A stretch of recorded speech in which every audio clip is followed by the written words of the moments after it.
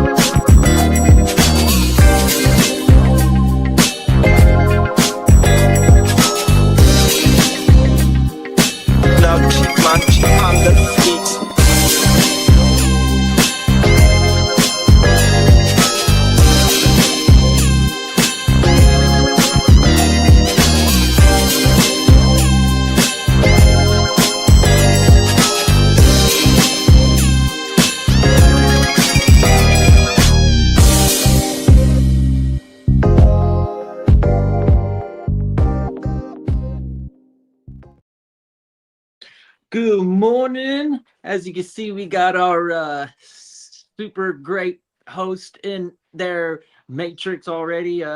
We'll see him back, but welcome. It's Tuesday again. In fact, the man is back. Hey, you already testing the matrix out. Right? I thought, and it was funny because like it was glitching you in and out. Like my whole site was just black. I was like, oh no, are we on? I'm like, yeah. Am I sitting here just quiet? Hey, top of the board, we're back. Yeah. Yes, it'll be you and I, and Peacock is back here. He's probably going to be in and out. No, but it's me again. I'm here. Okay. That's unfortunate. So I removed his other one from the stream, and anytime there's any change on screen, Bogard gets affected somehow. So I have no idea, man. If I remove him like this, one of his things goes out. If I change the background, one of his things goes out. If I play a video, he gets put into the matrix. Damn, they're trying to get him to take that blue pill, right? Is it the blue pill that keeps you in the matrix? I think they're trying to tell him to stop using his mobile device. Or update it, because that's one of the cheat codes to keep your mobile device working somewhat, is to not update it with the new iOS and whatever. Yeah. So maybe his is just having all sorts of communication problems. Who knows? Yeah, it's weird. But yeah, back into the matrix he goes. Let's cross our fingers. You'll have better luck next time. I'm sure we'll see him shortly. But how you doing today, man? Doing well. Miggity Mac Daddy, no, we're not unemployed. I'm actually at work. Oh, no, I work at night. I'm actually drinking my beer. I've got a very odd hour, 11 o'clock at night to 7:30 in the morning. So, yeah. Yeah. And then Bogard's always working. Yeah. There's a way to make money. I'm always kind of like thinking of it. It's oh, yep, here we are. Yes. Okay. We're trying this again. Yes. We are back. Speaking of making money, I'm always with it too. Yeah, let's get the bag. Yep. In this economy, you got to have multiple sources. Yeah, I mean, crazy. we're from California, right? So like, and we're from some premier areas where, you know, the cost of living is up. So it's like, just based on that, like, you have to be having a bag, even if you're just renting in this motherfucker. You know what I mean? Like, so it breeds a different type of individual. New York's like that too, where they're just hella expensive. So it's going to breed a different type of hustler. You know what I mean? Like, motherfuckers going to have multi ways of getting the bag. And if not, you're working the job and thinking on what other thing you could do simultaneously. You know what I mean? Yep. Doesn't get any easier.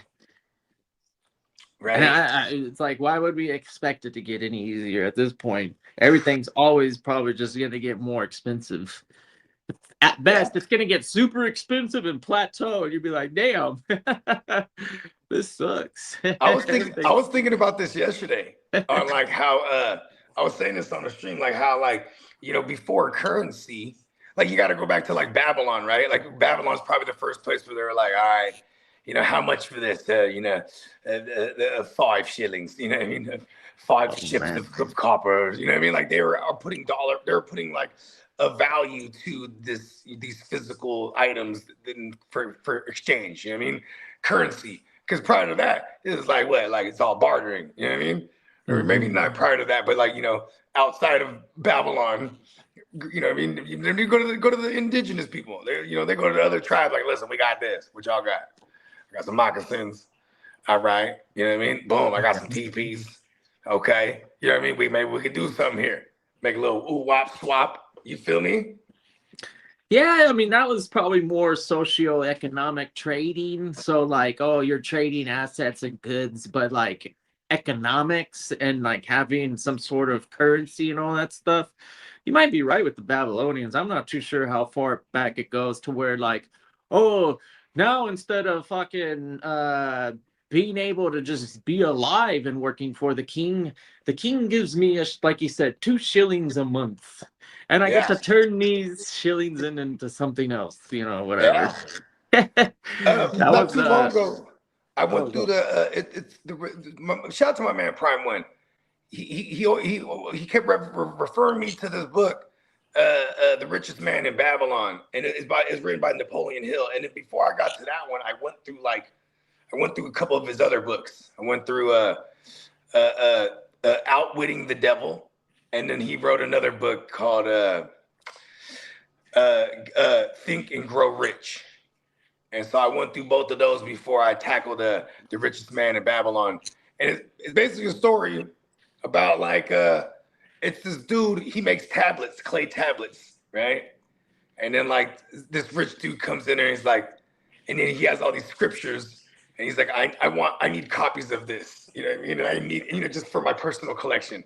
And I need it overnight. I'll pay you extra shillings. You know what I mean? Overnight. He's like, shit, he's overnight. He's chiseling away. Right? He's whipping his tablet's ass, bro. He's chiseling away, working all night, working to the bone. And the fool comes through, he's like, and he tells him, and he didn't make it on time, right? But he says, hey, look, he says, the offer still stands. But he says, and he says something profound to him, you know what I mean, about like, how you put a dollar figure to your work ethic type of shit, right? So then the guy asked him, how did you get rich? And he said, you always got to keep some for yourself. You know what I mean? If I make 3, keeping 1 for me. You know what I mean? And just every time, keep a little piece. So he's like, he finishes this fucking tablet for the guy. He gets his extra little shillings. And then that's what started him on his way. Boom, 1 for me. You know what I mean? Because he's working for this other guy making the tablets, and he might get like maybe 1 or 2 a month or some shit. Now he got this extra one. You know what I mean? And then he just starts stacking up. You know what I'm saying? So now he's got all these copper chips, and now he's getting silver and gold chips, and you know what I mean?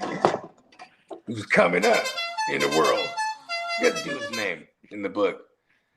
Interesting book, though. We got somebody in the comments. What's up, Dennis? What up, Dennis? We got Brian. He wants to know where a safe spot to draft Mahomes and Rice would be. I'm thinking Rice after Lamb and just Jeddah's. Regarding Mahomes, I'm thinking after Herbert, Nix, and Caleb tier. Yeah, because you know what? In reality, I like Mahomes as much as I like Herbert this year. It's just we're gonna get Mahomes at a value, so don't just reach up and take Mahomes. Get the value. Let him fall past all those guys. Yeah, if he falls. If he falls, right? Because there might be someone else who just sees Patrick Mahomes and goes, "Yeah, Mahomes, name brand." Yeah, there's a good chance that if you have 12 actual football fans in your league, that it's probably not going to slip too far. And I'm not too sure Bo Nix. And I would take Mahomes over Bo Nix. Maybe, yeah, I'm taking Mahomes over Herbert.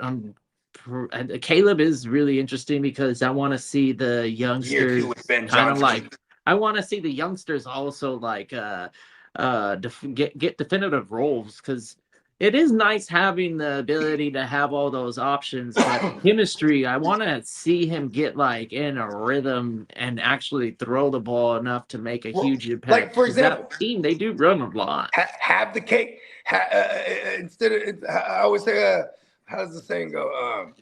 Have the cake. With Mahomes, I think that they're gonna just throw the shit, dude. They're gonna have to. Yeah, like if you can't decide who to get out of all the receiving options, just have Caleb, right?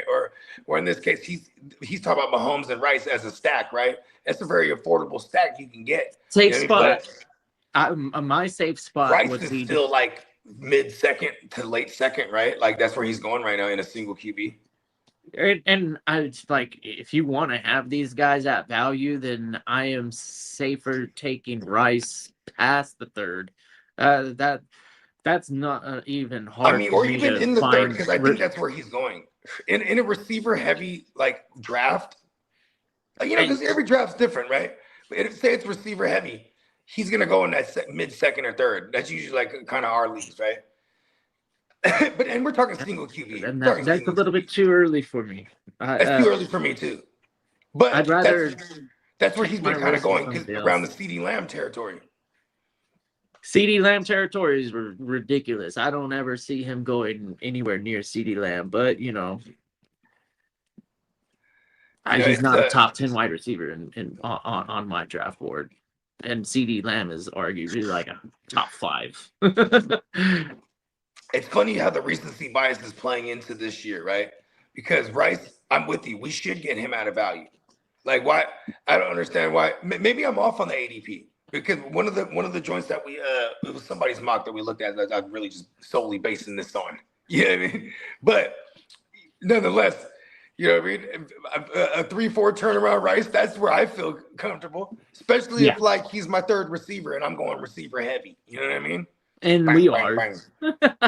And that's a actual reality in the case of you and I traditionally. We're like, running back right now? Probably not. Yeah, fuck it.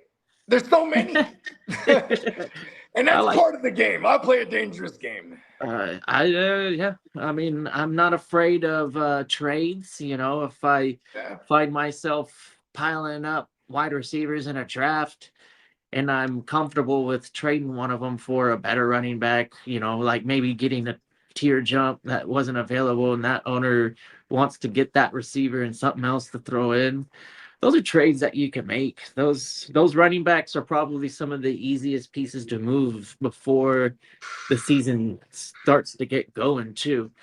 Right. Traditionally, like week 4 or 5. Now you've got like, okay, where are those rookies at now? Or what is this committee balancing out to?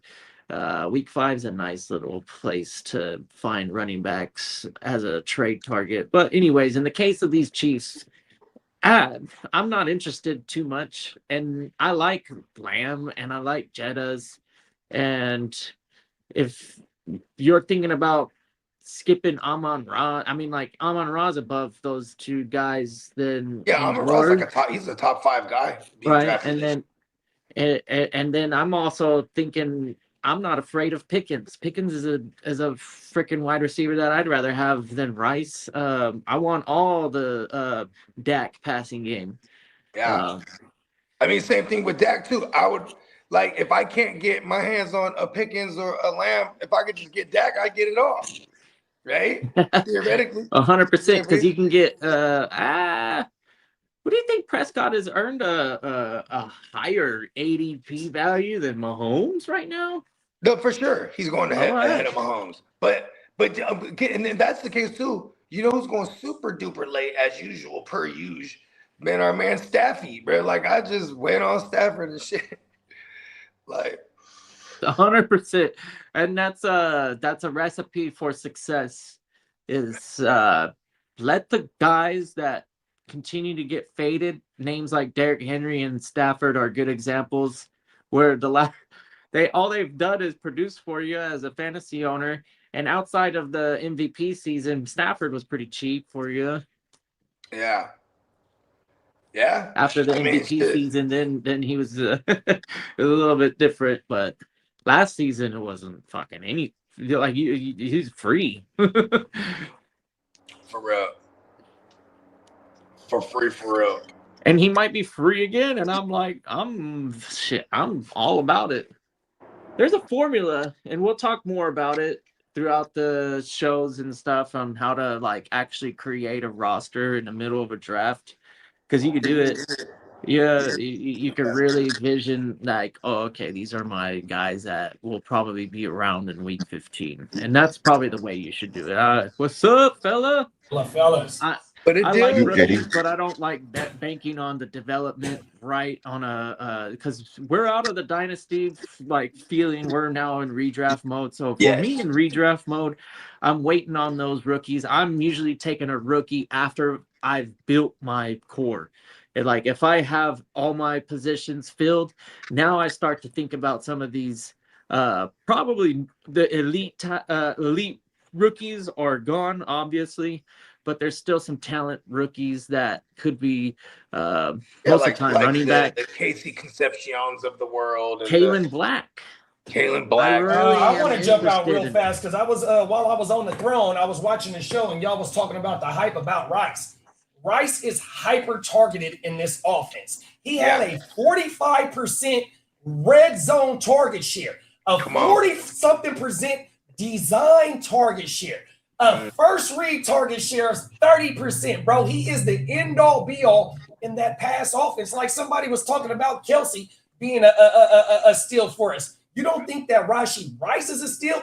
What other wide receivers do they have in that pass catcher room, dog?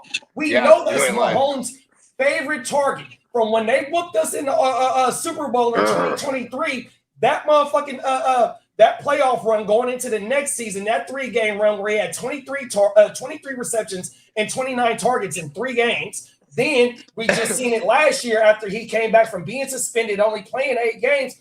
Super hyper targeted, bro. That's why the hype is there on him. And that's why Spencer had him at WR12.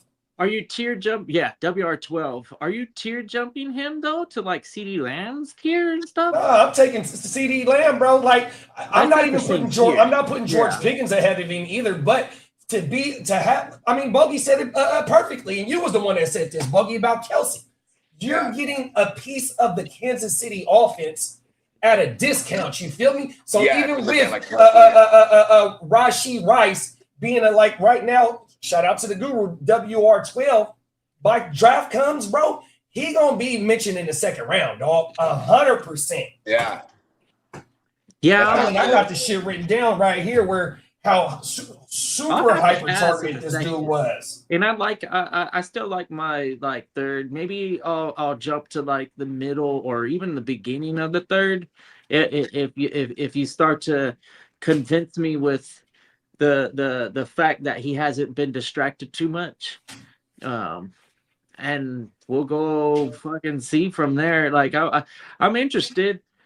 to second round, I'm looking at the board at that moment, and I don't give a fuck about the Kansas City Chiefs. I'm like, okay, well, who's here? And I like George Pickens, and I like some of the other players, particularly because of. I think George Pickens he's like an early second round this year in the single QB. Man, look at that. His finish was too crazy last year. Oh, here you go, right here, my game. He had a 54.8% design target share. He had a 28.7 target share, a 46.2 red zone target share, bro. He is the end-all, be-all in that offense. And if you go look at every season that he's played, he continues to do that for that offense, and they haven't brought nobody in. Only thing he needs to do, like Kitteh said, hopefully he's not too distracted. He done pissed dirty. Got his 90 days up out the way. Got his little reconstructive knee surgery. It's time to go, bro, because he the end-all, be-all, bro. 100%. Yeah, he's definitely. I'm not mad at that. I'm definitely thinking about grabbing him in that third for sure. Somewhere. Brian, you need to tell us why you got Devontae over Pickens, because Jalen Hurts only throw the ball 25 times. Dak throw the ball almost 40 times a game. 36, 37 times a game, bro. That's more opportunity for GP. Are you with me? GP had 1,400 yards and 7 TDs. He might do that again, bro. We might not even see that out of Devontae this year.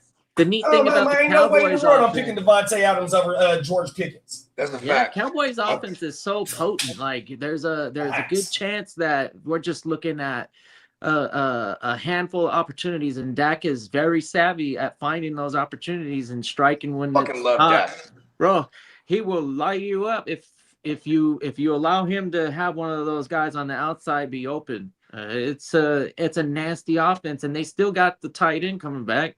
And the running got a real running back now that can carry the workload. Yeah, I mean, like they got a complete offense. 100%. The line is really where they need to get a little bit better, and I don't know that they. Well, they got multiple first round picks on that. They line good. They just had in and outs last year. Just everybody, because that was part of the reason why I had you draft Javonte last year. And if y'all want to go, if you want to, let me do a shameless plug. Don't watch the motherfucking Javonte shit that I just dropped, bro, not too long ago. And it's gonna break down the offensive line over there, bro. Oh my man, he still hit for 1,300 yards. Come on, 13 TDs. Oh my man.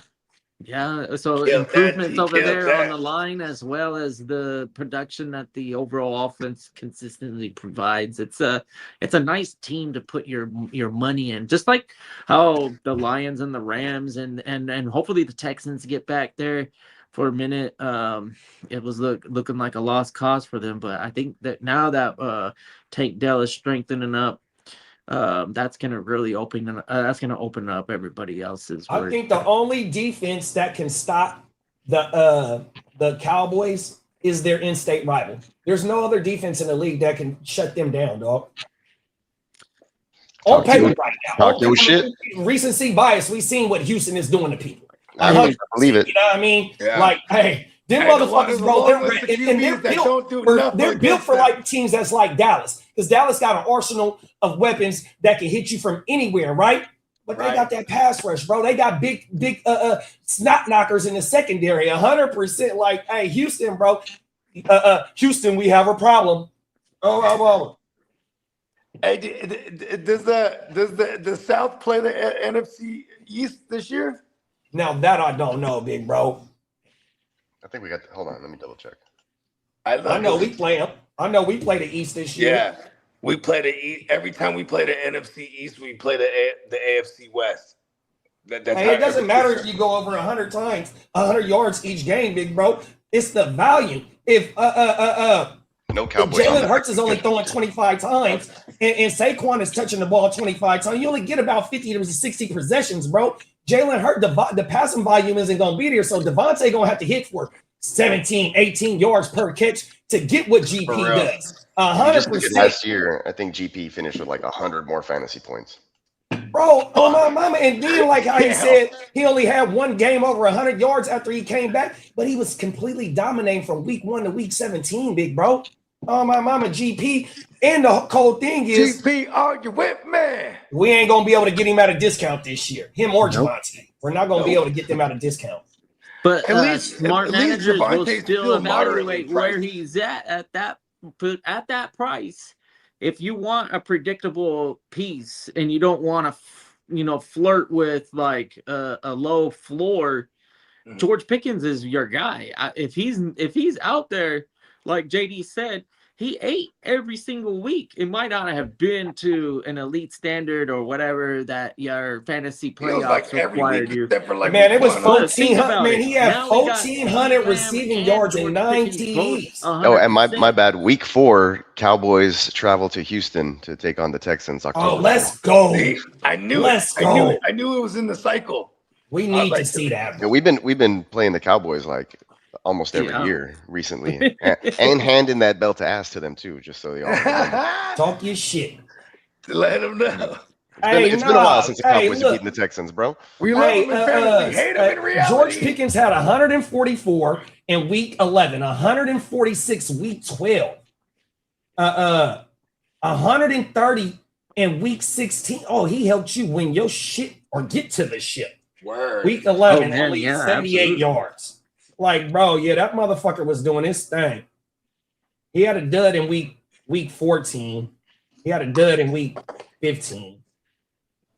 Yeah, and recency bias. If you had him as an owner or whatever, I got lucky because you did get him at a discount. So the teams that I had him on, he was likely my third receiver or something like that. Because that's just how I am. I go wide receiver heavy. Yeah, I think I took Rashee Rice in my AOB draft ahead of George Pickens because they was both on my championship team. I drafted him. I didn't get to use Rashee though last year. Rashee still got a ring though. This year. Pickens ain't come on now. This year. Come on now. Holy shit. Yeah, he was number 3 in red zone targets. And that's another thing about George Pickens. We seen George Pickens take a 5-yard slant to the house last year. He's the route tree is like ridiculous. 100%, like, oh my goodness. He was waiting to erupt last year. 93 receptions. He finally got a consistent QB throwing him the ball. Like, remember, George Pickens came through right after the Ben Roethlisberger era. Excuse me, Roethlisberger. He just he's pretty smooth out there with the body control, and then obviously he had an issue with the drops, but I don't know. Last season was a nice pick me up on a fantasy manager's plate. I was like, okay, this is what we were drafting out of the rookie drafts for. Pickens was shout out to Brian. My mother. Brian gave us the top points right there. He had a question. We said, said he'd rather have Devontae late second round, early third. I ain't mad at that, big bro. Yeah, he is the number 1 over there, but they got also they brought in Wicks, they brought in Stowers, they brought in Lemon, they brought in Hollywood Brown. That's 4 new wide receivers right there. And you still have Hurts as and a they drafted Lemon and still got him specifically all around too often. Don't forget about glass chin Dallas Goedert. Right. Yeah, and that's probably the best target right now in your waiver. I want everybody to remember how bad. Everybody remember last year how bad that offensive line was. Y'all remember how bad that was? They don't got Kelsey, so it was just like it was terrible. So it's like if they could turn that around in one season, maybe we have an argument here. But I'm not fucking with no Devontae Smith in that range. If they can run strong with Saquon again, right? Then yeah, sure, maybe your play action downfield with Devontae, but it's just it's an uphill battle. Let those plays develop too for Devontae down the field. Like if that pressure's coming, it is going to be glass jaw Goddard. You know what I mean? Right. And Saquon, they even talked about Saquon being utilized more in the passing game too, and then they want to use Lemon predominantly as a slot guy. Well, initially he's going to be predominantly a slot guy, right? That's the exact quote or whatever it was. But you know what I mean? With that said, you know what I mean? It's like, look like they're gearing up for a lot of short passing game. You know what I mean? Yeah, and you know what Devontae Smith's not good at? Like press. Like that motherfucker will get bodied. He's not going anywhere if that DB is right up in his face on the line, dude. He's gonna have like some phenomenal footwork to like juke a motherfucker off his shit. You feel me? Because, like, yeah, you're right. I didn't think of that. They got to get him in a rub route. Pause. Yeah, it's pretty easily to defend bring him wide 180-pound wide receiver who's the only target on the team. You're like, oh, easy. He the biggest dude. He did gain like 20 pounds in his career, huh? Push him off his route. That's all you got to do. Come on. Hurts is going to get all flustered and running around and fucking whatever he does. You know, it might be successful. Who knows? And you know what's crazy is Howie Roseman. He puts motherfuckers on make or break shit. Like listen, bro, you gotta do it. I know you wanted me a Super Bowl, but you got me to 2 of them things. But listen, you better start showing up. You know what I mean? And then they get rid of AJ Brown, right? So it's like, well, they do have Lemon to develop for the future. But it's interesting because Howie Roseman doesn't like do rebuilds. He just retools. You know what I mean? And like, look, that rumor was a fun rumor a month ago, maybe even a couple weeks ago. That was a cool little rumor about if this is a bad year for Jalen Hurts, and Lamar doesn't get paid over there in Baltimore. Lamar's he's gonna go to Philly. You know what I mean? Because Howie Roseman will be like, yeah, come over here, I'm gonna give you all the bag. We got the $75 million for you right now. Right? They don't want to give it to you. We got you. Oh, every time. I mean? They'll call his mom. They'll get his mom's phone. Oh, word. They get the mama number. Oh, they'll get the mom's number and talk to the mom, and she'll be like, baby, they're gonna give us all the money. Brian said also CD think he missed about 4 to 6 games. Yeah, them facts with that ankle injury early in the season. Yeah.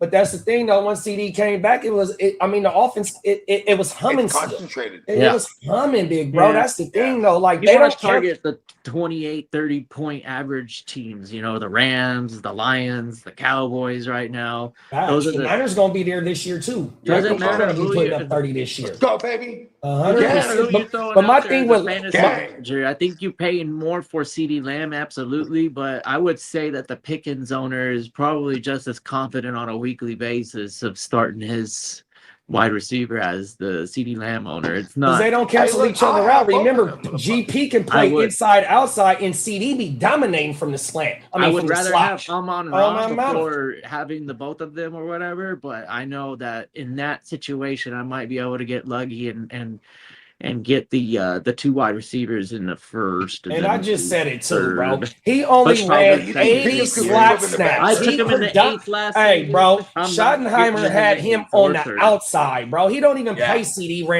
Lamb's slot receiver type, whatever you want to call that. He's strictly on the outside, dog. They don't cancel each other out. Yeah. I mean, and here's the thing, too, is like, and some motherfucker's gonna throw the ball like 40 times. Let's fucking go. You know what I mean? Like right. We're gonna get more than often than not. Like, both guys are getting 9-10 targets every week. You know what I mean? Average 7 for the year. They'll both average 7. Yeah, that's a fact. 7 targets per game, easily, dog. That threw 600 times last year, dog. Let's go. 100%. Come on, man. Hey, we gonna do the math. What this shit say? It was 38.5 team pass plays per game. That was 3rd in the league, dog. Come on, man. That shit's going crazy. High volume. Yeah, and that's that's the thing too. In fantasy, if we can't find efficiency, we're not really looking for efficiency as much as we're looking for high volume. You know what I mean? Like let's volume our way to the points we need, right? Like fuck it. Let me a trip. That's why I love the idea of Rice too. Is like when I feel like if we get a healthy Rice and Mahomes all year, Rice is 100+ catches at minimum. Easy. That's the easiest thing that he would have to do because of the nature of his ADOT. The nature of his average depth of target is gonna dictate that. You know what I mean? Yeah. And the hype and the first read targets. Remember, I told you about Rice in the first read targets as well, and the design targets. That 100%. Thank you, JD. I forgot to bring because when you said that shit fucked with me. The motherfucking 54% design. Hold on, now I'm gonna pull it up. Yeah, that shit went crazy. That means if Mahomes threw it, if he threw it 20 times, 11 of them motherfuckers, or 10.4 of them motherfuckers was going to Here we go, right here, big bro. You feel me? That's over half, bro. Easy. We got 17 design targets, 2.1 per game, 8th at the position. We got 37 first read targets, 4.6 per game. 100%. What is that telling you? He is one of the main focal points of the offense. 18 red zone targets, 7th at the position, and he only played 8 games. He was suspended for 6. He missed the last 2 because he got his fucking Sonic coins knocked out of him by Jalen Petrie and the snot knockers over there in fucking Houston. The motherfucking Sonic rings. Bing! Yeah. Yards per reception, 10.8. Yards per target, 7.3. His A dot is 4.3, bro. End all be all short passing game, dog. Come on now.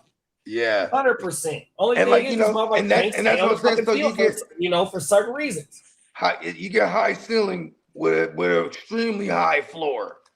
Like that's what I'm looking for. Because if that ceiling doesn't come, pause. At least I still have that high floor to fall back on because he's gonna get those receptions. You know what I mean? 100%. Yeah, I fuck with it. Shout out to Styler Todd Harris, man. Appreciate you for pulling up, big bro. Shout out to Styler. Hey, everybody that's new in the chat, if you go look in the description, you can find out how to enter a mini autographed Jackson Smith and Jigba Super Bowl helmet. Here over at the GWN in the Heart to Start, we are known for putting championships on the wall, and JSN helped you put a championship on the wall. We're trying to give back to the people. So wherever you found this at, look in the description, and you can find out how to win the JSN helmet. 100%, y'all. Yep, free giveaway. All you gotta do is go ahead and sub up anywhere you found us. And if you find us on multiple channels, because we are multi-streaming, you sub up to every channel. It just increases your chances. You know what I mean?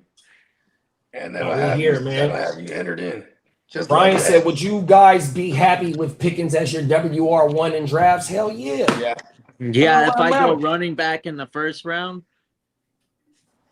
Well, I mean, you would have to have the early. You would have to have the early pick in order to get one of the running backs. There ain't no other running back that I'm taking early. But I don't know if I'm going Pickens in the first round. That's the thing though too is Pickens. I feel like Pickens is gonna creep up into the early second, not even. Yeah, he ain't going. In my opinion, he ain't gonna last past the 2.5 in single quarterback. 100%. That's what I'm saying, right? Yeah, I play. Yeah, and I'm okay with that. But super flex. I always think about the super flex. I mean, honestly, like I'll take him at the back end of the first round in the super flex. Fuck yeah. It's either him or Rice. It's either him, Rice. What other receiver at the back end? I just put this up in the comments. Sorry to interrupt, but with Lamb in the huddle, Pickens averaged 15 fantasy points per game versus 24 with him out. So if you want to put those into two different contexts, you want to do the whole season with Lamb in the lineup, Pickens still would have been wide receiver 11 in fantasy points per game. Yeah, and that's why I feel like they need to change the game right now. I'm not done. Make Cowboys get 2 freaking wide receivers that make like 35 with million Lamb out though. With Lamb out, Pickens would have been the wide receiver 1 in fantasy points per game. And you know what else, too, Peacock? You know what else, too, Peacock? That motherfucker playing on a franchise tag. He wants to get the JSN number, bro. 1,400 yards and 9 TDs. Give me the back. He's trying to break the bank, dog. And you got Puka trying to get paid this year. Him and Puka finna be battling this year. Oh, I'm finna outdo you. No, I'm outdoing you this week, bro. Fuck that. I need the bigger bag. Oh. Yeah. I ain't mad at that. Oh, man. I hope I hope all these people start to just get real hyped on their running back picks in the first round, because I'm gonna be very happy taking one of these wide receivers. This season's crop in the first round is looking mighty nice. Yeah. Shout out to Ryan, man. Ryan asked a question, y'all. We got a fantasy question. What up, Ryan? Ryan said, at the 102 or the 106 10-man PPR, what pick would you rather have? In a 10-man, 106. 10-man PPR. Well, yeah, I'll take the 6. Give me the 2, because I either get Bijan or Gibbs. I'm not mad at that too, but also because like the reason I'm taking the 6 because I have a quick run to swing around, and I'm always going to be in the same spot basically. You know what I mean? I'd be winning a lot in the middles. So like if I win leagues, it's because I'm like in the middle of the drafts. Typically, I get to balance it. I get to control like the flow a little bit better. I don't have to like snap off like weird decisions because I'm on the bookends. I just like the 106. I like last year in both of my live drafts. So in the West Side, I had the 114. In the LB, I had the 104 and got Gibbs and got Say Brown 100%. And y'all know my motto. I'm not fucking with them tight ends, and I'm not fucking with the running backs. So for me to get the 104 and get Gibbs out the way, 100%, you know what I mean, and just built completely my team out, I'm not mad at the 104. How did Gibbs fall? And then at the 114, I don't mind waiting because I'm doubling up 100%, and I get the zigzag from what the rest of the league is doing because I control that. I'm at the back end, so I'm starting off the next round. You're going to have to follow what the fuck I'm doing. And you know what's crazy, bro? You know why I always say like, I'll take the 6 also because, like, I hate being where I'm like, fuck, this pick at the 102 makes me need to take this person because everyone else says you got to take the running backs, right? Because it's like, normally I'll just be there and be like, all right, fuck it. Taking whatever receiver I want. You know what I mean? Yep. And I'm like, and then I regret it. Like, damn, when I have a shot at the – so I guess this year, if it's – like, even with taking Josh Allen in a super flex, it's like, man, just take Josh Allen if he's there. Like, but I never get high picks, which I love because I'd rather be at the back end. Pause. And shout out to all the homies in our leagues that take them quarterbacks early in the motherfucking super flex drafts because you make it a whole lot easier on me. Please keep it. 100%. The redraft. Motherfuckers be having 5 quarterbacks go in the first round, dog. Are you fucking serious? You know, Josh Allen is. But Josh Allen is surefire at the end of the first round, or something like that. You know. Well, I'm just saying, like, if I'm talking about if I have the decision, like I have a top 3 pick. And then, like, no matter what, if I'm 1 or 2 or 3, if Josh Allen's there in a suplex, it's usually not a bad move. You know what I mean? I'm saying though, I got the runner up to the MVP in like the 6th round, dog. That motherfucker almost had a 5,000-yard season in Drake May. Ain't no way in the world I need to take a quarterback in the first round, bro. It's neat though because Allen is an anomaly. He's pretty much guaranteed first or second finisher for the last. I don't care, bro. Hey, Kitteh, you've been saying that you're taking 5 straight wide receivers. If you get hold on. If you get a top 3 pick, 4 pick in the West Side this year, you mean you're telling me you're going to pass on Josh Allen then? Absolutely. There it is, Gibson. I don't want to hear that shit. Oh, man. Fuck Josh Allen in his number 1 or number 2 finish for the last 6 years. Bro, pass him. Pass on him. I just respectfully consider the way that I play fantasy football in the leagues that I'm in, the bogey leagues. They're very, very flex heavy. Yeah. And there's a certain value that I have on a bench, and going skill position shit like first 7-8 rounds isn't out of the question, but definitely the first 6, and then you know, depending on how the flow of the quarterbacks, I'm not mad at some of the cheaper names, like especially when you start to see Stafford fall, and that's the main thing. And Baker, if you're seeing a value. Baker is a little bit of a tier break for me, where I start to get a little bit antsy. And Baker is going to slide this year just based on the injury and what the shit looked like last year as a shit show. 100%. But we all got to remember in 2024, Baker almost had a 5,000-yard season, and it was just ugly last year. So he's definitely a bounce back shawty this year. He definitely has a chance to bounce back. Come on now. I love that. I'm trying to tell you, we got to find the values in these later rounds. That way, like I said, bro, we want to build a roster from top to bottom. So I'm not investing in no quarterback or no tight end early in the draft. And if I'm later in the draft, yes, I'm skipping running backs unless it's CMC. That's the only running back in the back end of the first round that I'm considering taking, depending on what wide receivers is there. Other than that, bro, we're gonna build our complete roster out, and we're gonna wait on, like you just said about Stafford, bro. Bro, in single quarterbacks, he was going at the 11-4 last year. That's crazy. He threw 48 TDs and almost 5 thou-wow, dog. And that was his third time in his career going over 40 TDs. Now let that sink in. Yeah, He's been playing since 2017, dog. That's his third time going over 40 TDs. That's mind-boggling.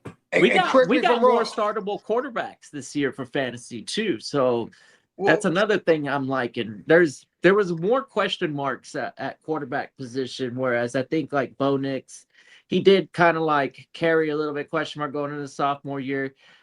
We know what that Broncos offense is now, and we can expect like maybe not. He finished out his back-to-back Bo Nix back-to-back QB sevens. The passing game is terrible, 100%. Even though Sutton and Franklin did a whole lot. Matter of fact, look at this shit. Because I'm doing my quarterback video. I'm finna break down this target shit for y'all over there. Listen to this shit. Yeah, it's crazy. We go right here, dog. Listen to this shit. Yeah, where we at? Broncos okay, look, bro. For the most part. Last year, I want to see you had 135 targets from Sutton. You had oh no, that's 2024. Excuse me. You had 124 targets from Sutton and 104 from Troy Franklin, right?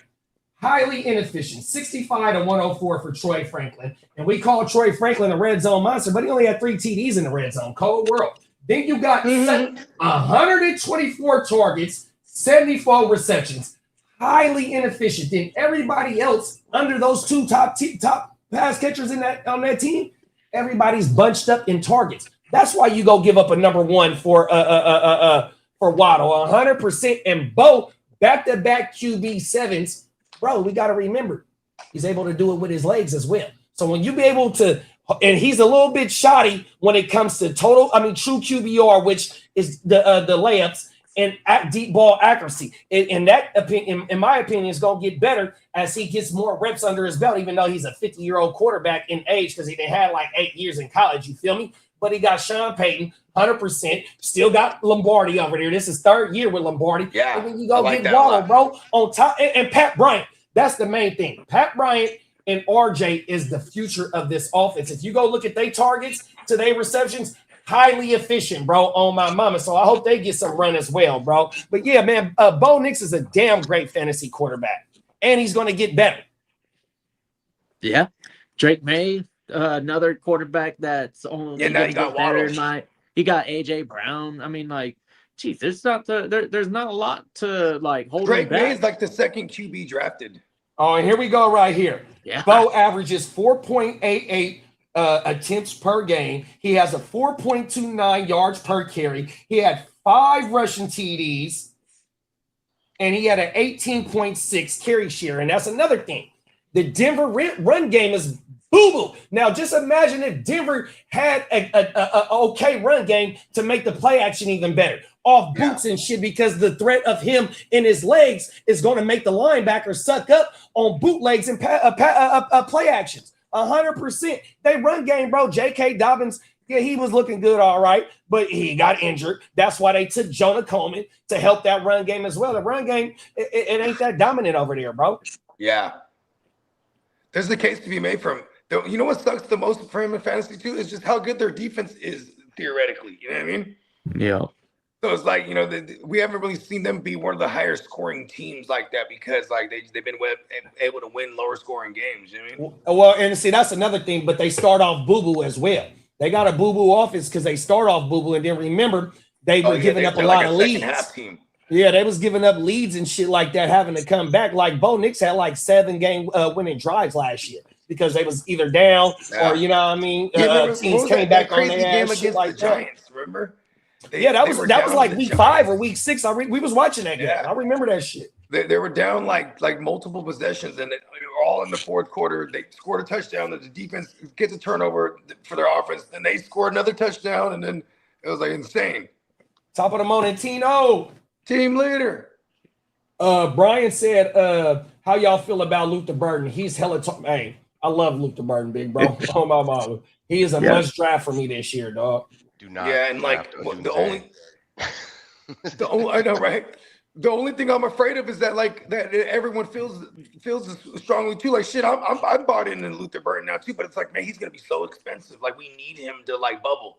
You know what I mean? Like, but I mean, even with all the hype, where do you think he's going? No, I'm okay. You're gonna get him as your third wide receiver. He's probably gonna go as high as like a third rounder when it's all said and done. Shit. Let's look real fast. Because there's other wide receivers that I would take. Has Luther Burton listed. Who's as going wide first, receiver Loveland 23. or Burton? When it's all said and done, he's going to go up that high. Yeah, wide receiver 23 between Terry McLaurin and Devontae Adams.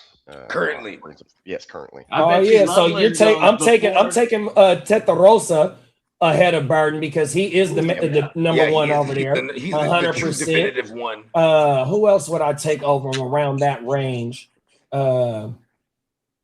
I love that. Maybe Ibuka. You might take Ibuka over him.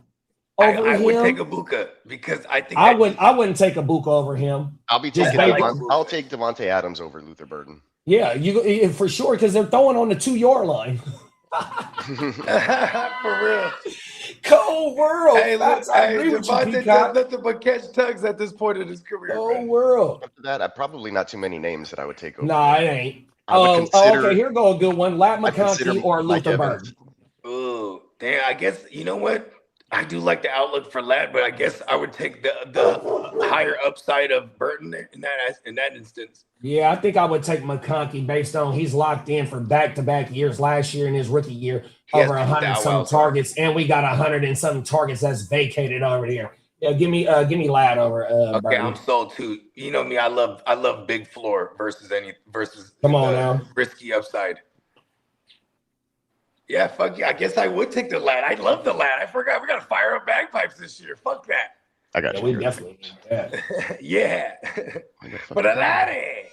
Hey, Brian said FIFA about to come knock on that door. Peacock said not 7-second clips. That's hella Come funny. on, man. Hey, shout out to Brian, man, for rocking with us all day, man. 100%. Shout out to where my other boy at? Ryan. Shout out to Ryan and shout out to Siler, man. Yeah, 100%. Man. Yeah, man. Brian, Ryan, and Siler, man. We appreciate y'all. Hope y'all. Ryan, and Siler. It sounds like a rock band. Shout out to the homies. It's like Hall and Oates nephews. Brian, Oh, Ryan. yeah, I love Holland and Oates, bro. That's my shit. Yeah, Hall and Oates is the shit.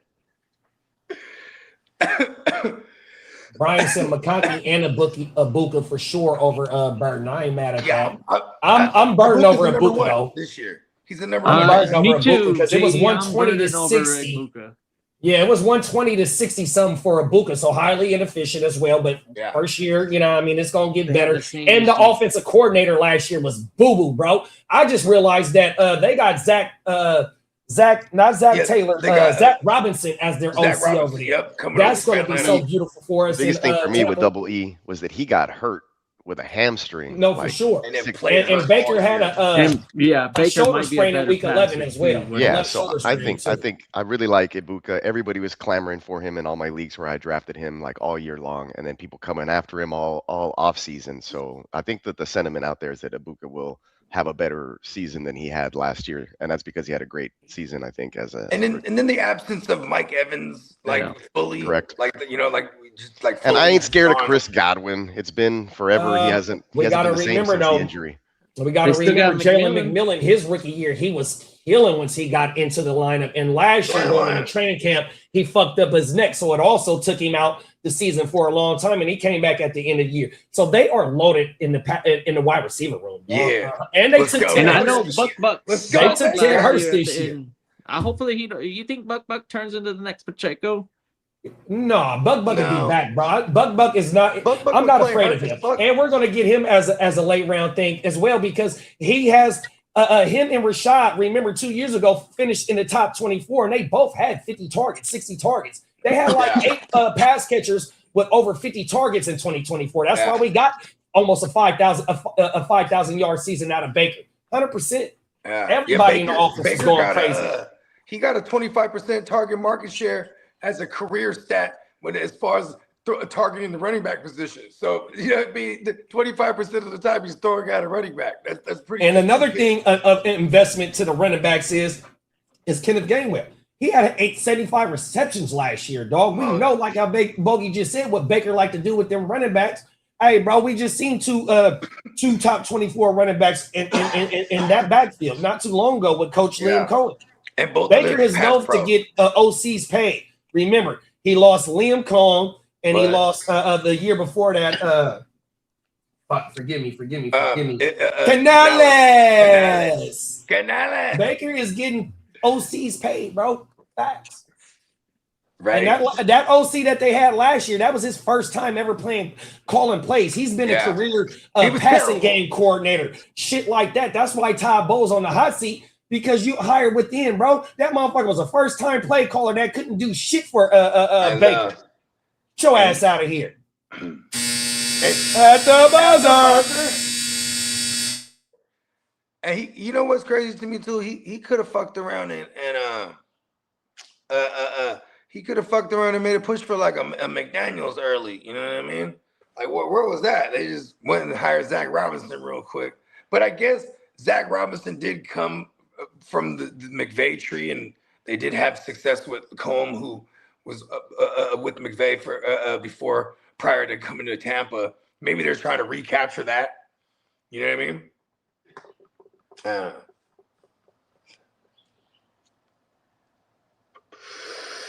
That's just something I just thought about now. I like Baker a lot, though. We're gonna get him out of value. I'm down with that. Yeah, because there's certain things that like for example, I don't ever have the high end running backs. I don't ever have the high end QBs, and I always think, why did I take Gibbs, or why did I just take Josh Allen there, right? But it's because it's like it's a safer way to build. I feel, you know what I mean. And it's this quarter to the ratio. There's 32 starting quarterbacks. It's like, okay. See, the 14 team, that one's fun because it's like, all right, it's choosing when to pull the trigger is part of the game too. You know what I mean? Yeah, especially if you got a lot of people that are just all idling, just waiting, letting all the QBs fall. You know what I'm saying? And then at one point, it just goes, it's a frenzy later. You know what I mean? Yeah, that's when the runs start to happen. Right. I'm cool with like a mid-range guy, and then we'll just maybe I'll have a strong enough flex to where I don't have to go QB all the time. And then some people feel forced to have that third QB. And I don't know. It's just strategy. It just depends on how you feel. And that's why we all need to wear UFC gloves. UFC gloves? Gloves. Oh, gloves. Yeah. Just think of the 3 ounce joints. It doesn't have to be UFC. Gloves, just sparring. I was like, no, I didn't wear what they wear. Sparring gloves. I don't know what that means. Wear them UFC clothes.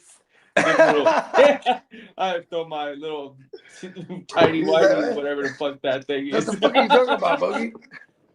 No, but you know about the little 2 ounce or 3 ounce joints or whatever they are. They're 2.5 ounce or whatever. The fucking, you know what I mean, with the fingers cut out. Yeah. I might buy like a box. Man, we got Papa G in the building. What's up, Papa Guru? Papa Guru. Me and Papa Guru was rocking for a minute last night. Oh my I was watching all the way to the end. Come on now. Tino said Luther or Rome. Which one y'all picking in the offense?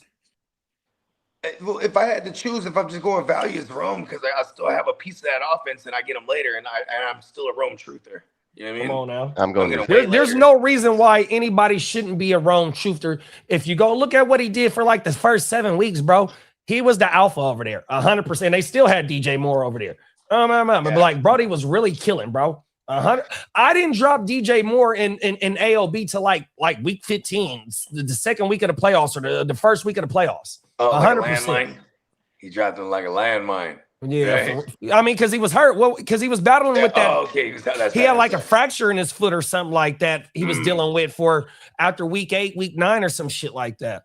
Yeah, and that is why I ain't fucking with him this coming year. I don't touch wide receivers. I don't touch wide receivers dealing with foot injuries that happen mid to late the year prior. Like, he's going to be off to a slow start. It might be the same shit. He could get re-injured. No thanks. I'd rather not draft him. I'll go somewhere else. Yeah, because especially the wide receivers, there's so many good ones. It's not hard for me to just wipe 5 of them in the first 5 rounds. Yeah, man, bro. Like, shit happened to me my senior year. I had a bad ankle going into from the off season, messed up from basketball. It took me like a whole 2 months just to kind of get going again, and then by the time I did, season was fucking over.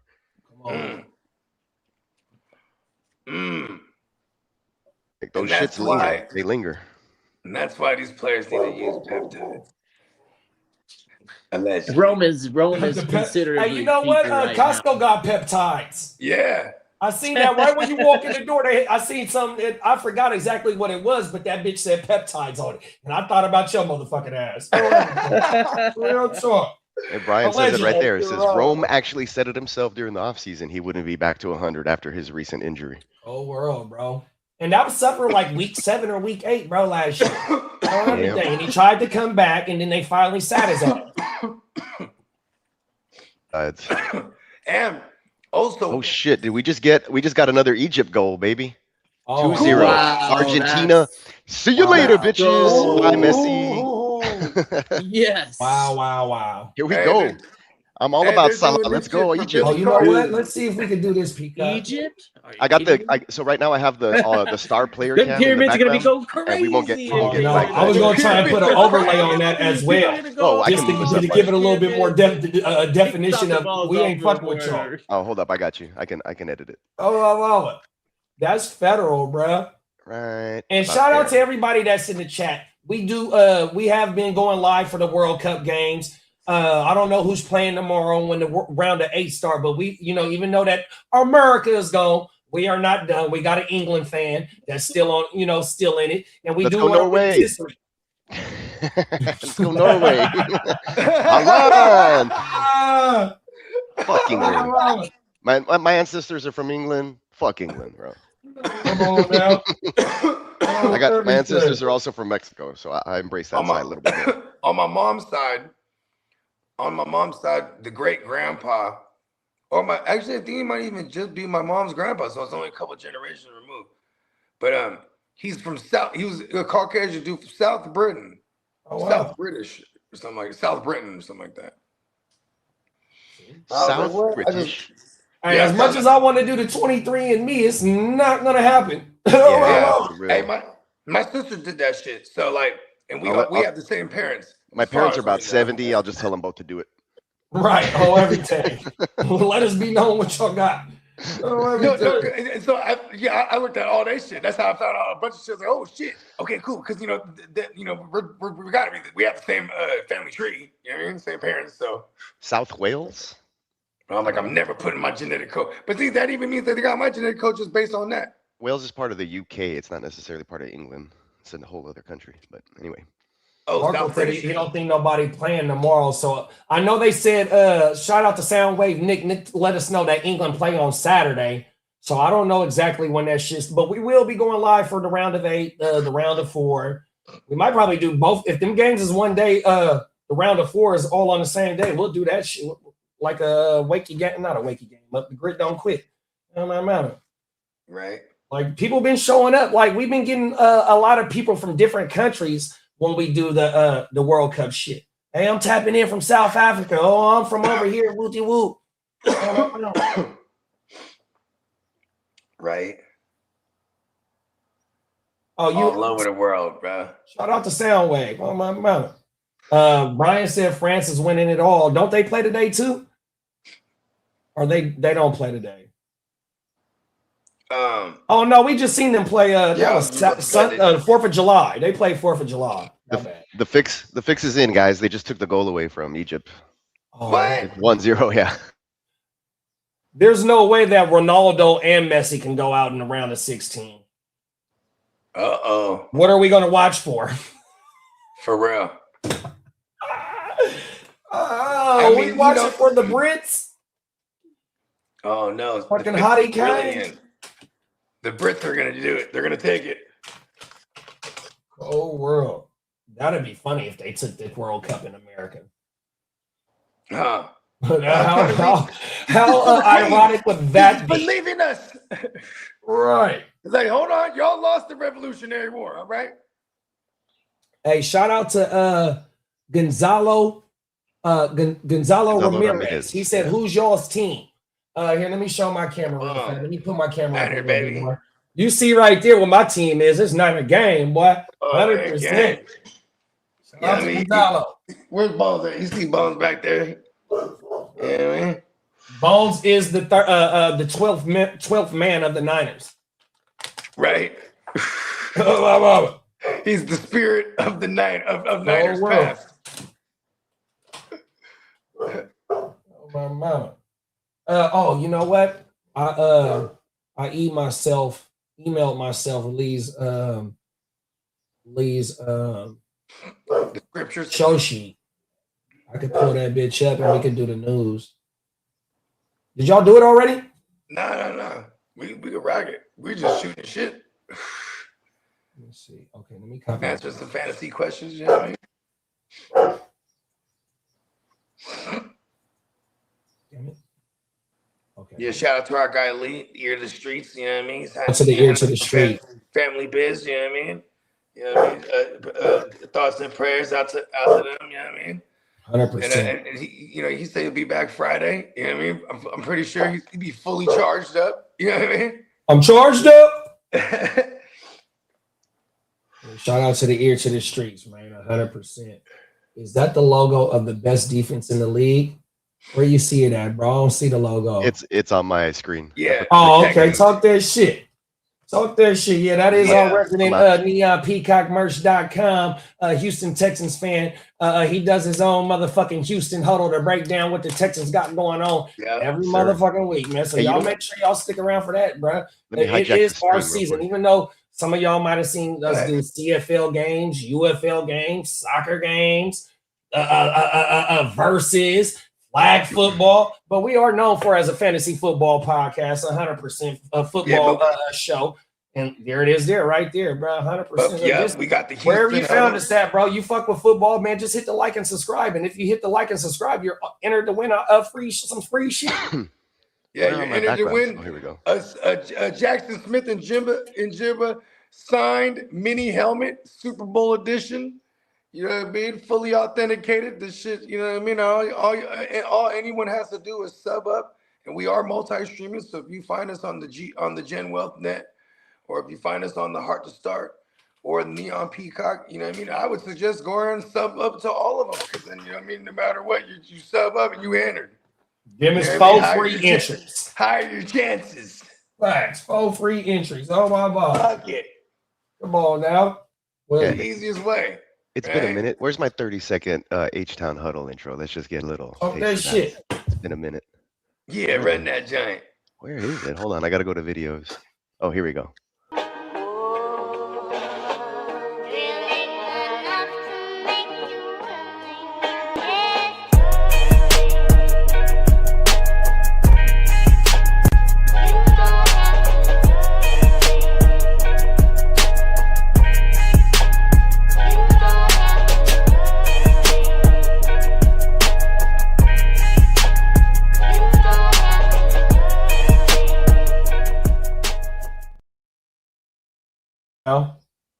H-Town stand up.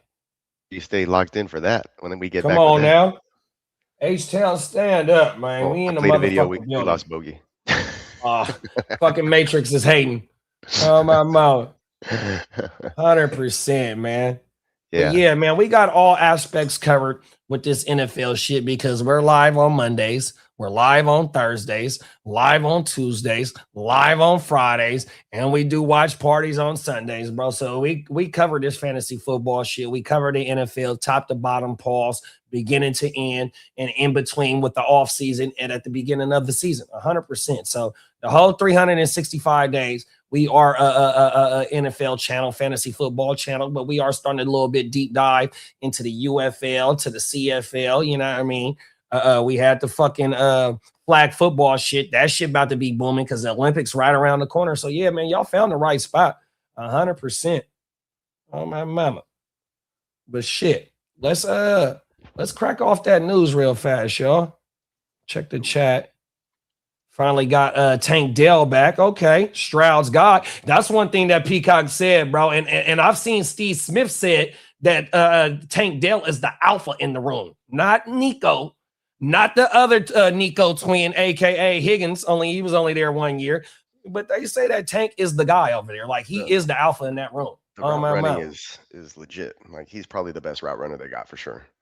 Come on now. Release, like, it's people like, okay, we were talking about Devonta Smith earlier, like how he has some trouble maybe on press coverage, like not Tank Dell. Like he may be little, but he's shifty and it's hard to get your hands on him. And he's always open. It's crazy. I hope he can still do that though after this injury. 7-11, always open. Yeah. Come on now.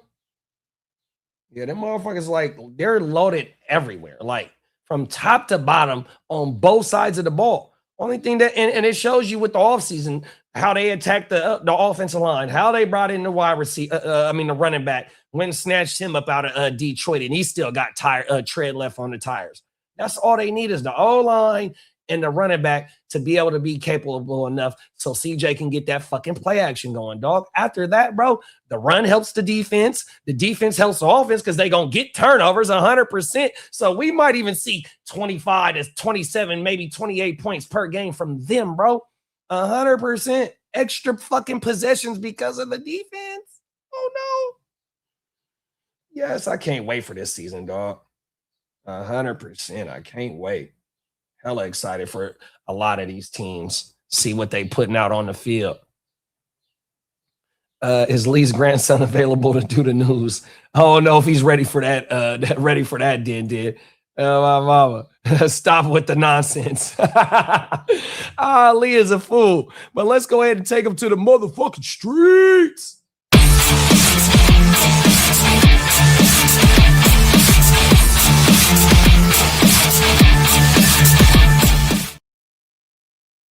Shout out to our man Ear to the motherfucking streets. He got the show sheet ready for us so we wouldn't miss a beat. 100%. You know what I mean? Big bro stay working. I think he sent me this shit last night while we was watching the game, yo. 100%. So the first place we going to, that's what we think about T-Law, Nick. You asked, bro. You asked. Nick, that's what we think about it. Nick doesn't realize it's a fucking blonde wig that I have absolute power on this show. Don't ask questions you don't want answers to, Nick. Oh my goodness. The first part we gonna take them to is look at all these rumors surrounding me every day. I need some time to get away. Let's get into these rumors, y'all. Yeah. Okay, now it's 2-0. Egypt. Let's go. Damn it, my shit's still mute. Uh-oh, that don't sound good right there. Yeah, now one goat just went down yesterday, not another goat going down today. Nothing to cheer for no more. Come on now. Holland. Let's go Norway. First rumor is Cincinnati Bengals are linked to Saints running back Alvin Kamara. Will that hurt our Chase Brown shares, or will it help alleviate a little bit of Chase Brown to where Chase Brown can be fresh for the end of the season? They play the same type of role. They are PPR backs.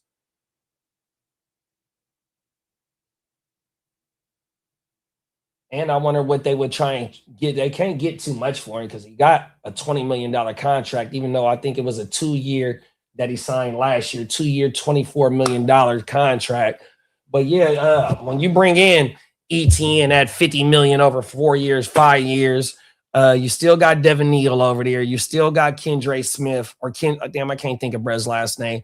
But yes, the writing's on the wall. It's time for Kamara to go. It's time for Kamara to go try and get be on a Super Bowl like type opportunity team.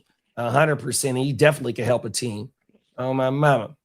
Yeah, well, he is a running back too, so all the money he can get is probably another option that he will take.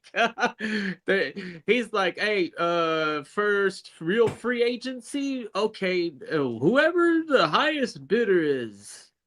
Come on now. Yeah, I would love to see him Kansas City. Because we know that old boy K-Dub, he ain't putting together a 17-game season. Hopefully he does this year. But KC, I wouldn't mind seeing him in Frisco, but we got Kaylon Black in the third, so we need a pure runner. You know what I mean? Somebody that can stay on balance after contact and still get 3, 4, 5, 7 yards after contact, because that's what he did in the motherfucking last year in Indiana.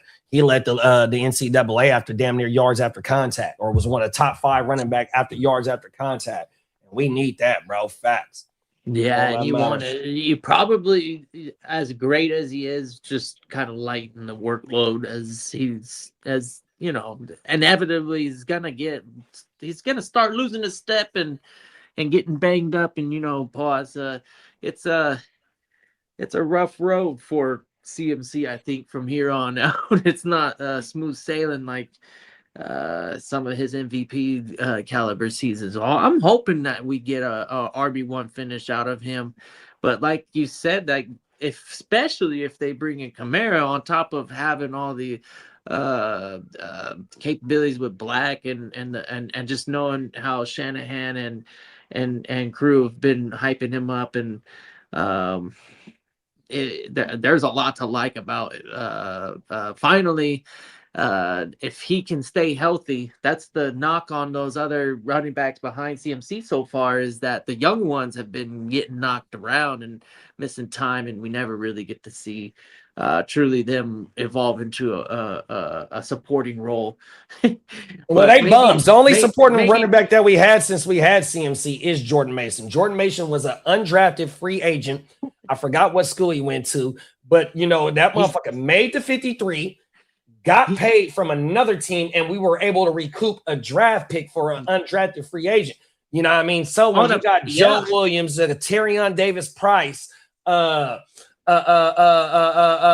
Trey Sermon, like, bro, they had opportunities to put somebody behind, and the shit just don't pan out. You feel me? And the Mason thing, you know what the crazy thing about that is? As soon as CMC was fully healthy, that guy saw like 5 snaps. You know, is like not even well, they both got hurt in 2024. So what happened was CMC only played like 4 games in 2024, right? And I think he tried to come back at the end of the year or some shit like that, right? But fucking Jordan May, they weren't able to get on the field at the same time. And then in 2023, that's our Super Bowl when we lost to them. Like, it was all CMC. You feel me? 100%. So you really don't get the opportunity, because why give up for whatever you gave up to go get CMC? He's a 3-down back. You're not really going to spell him. But now at his... You said all CMC. He even had to play quarterback that game. No, that was the 2022 season. Oh, okay. I was thinking that. I thought it was 2019. That was his first year being a Niner. And that was Brock's first year as well. Brock came in week 8, week 9. And then in the NFC Championship, Brock gets hurt by Hassan Reddick. Right. NFC comes in, Brock comes back in, and then in comes Josh Johnson or some shit like that. Oh, yeah. Or with facts. Wow. Right, yeah, you ain't lying, big bro. Facts. That's where they messed up with all that emergency quarterback BS. Like, come on. He let the team carry another guy. We had to watch. And it doesn't count against the 53 that you dress either. That's crazy. That's crazy. Oh, my mama. Commanders continue to be connected to Brandon Aiyuk. No, Brandon Aiyuk continues to be connected to the Commanders, bro. Let's get that shit straight. Fuck him. 100%. Ain't not finna fuck with Brown. He's, man, I don't know. He's done, bro. Yeah, he ain't helping his cause. He's not helping his cause at all, dog. Isn't he doing like fucking TikToks and bullshit like that or something? Yeah, that's exactly what he keep doing. Going running the social media. 100%.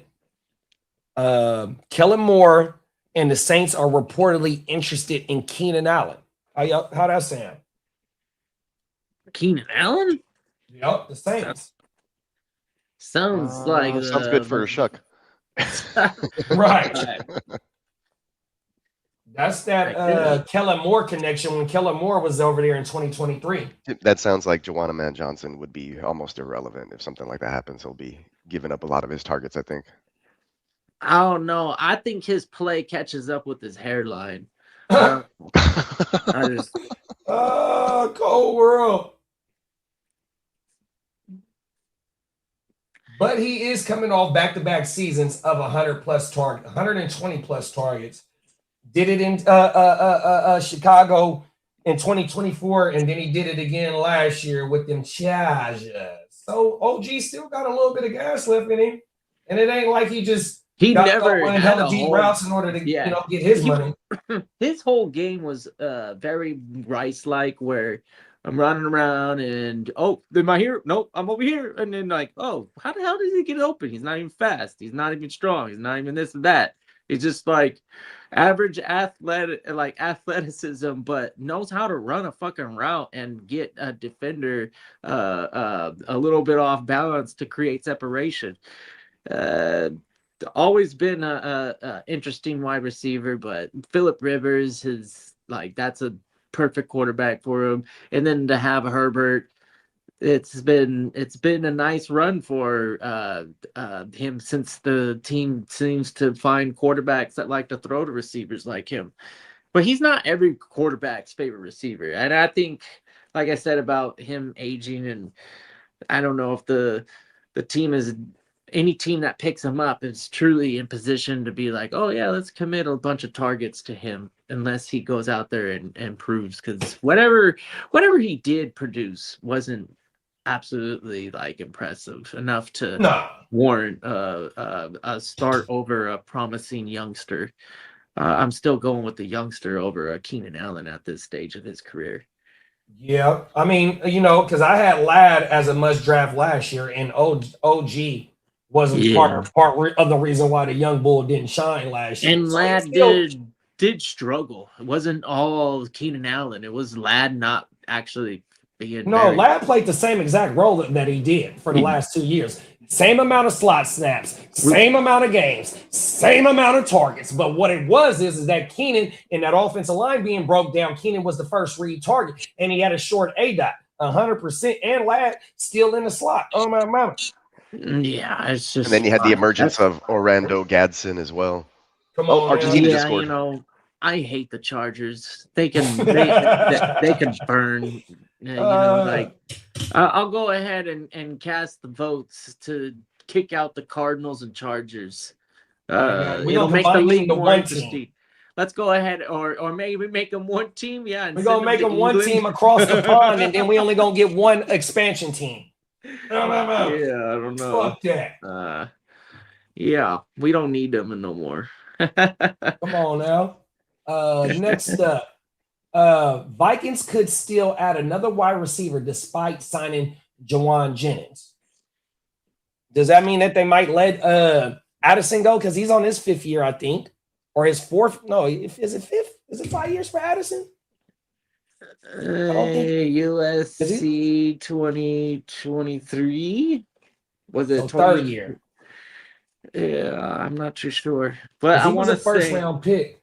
Yep. And he won the year before. He won that award. The Fred Biletnikoff. He won it in was it the Fred Biletnikoff that he won? I think he was sophomore in the other school before. Yeah, it was at Pittsburgh. He won it in Pittsburgh, the Fred Biletnikoff award. Then he transferred to USC, and he was with Caleb, and he put up, I want to say, like 75 receptions in USC that last year.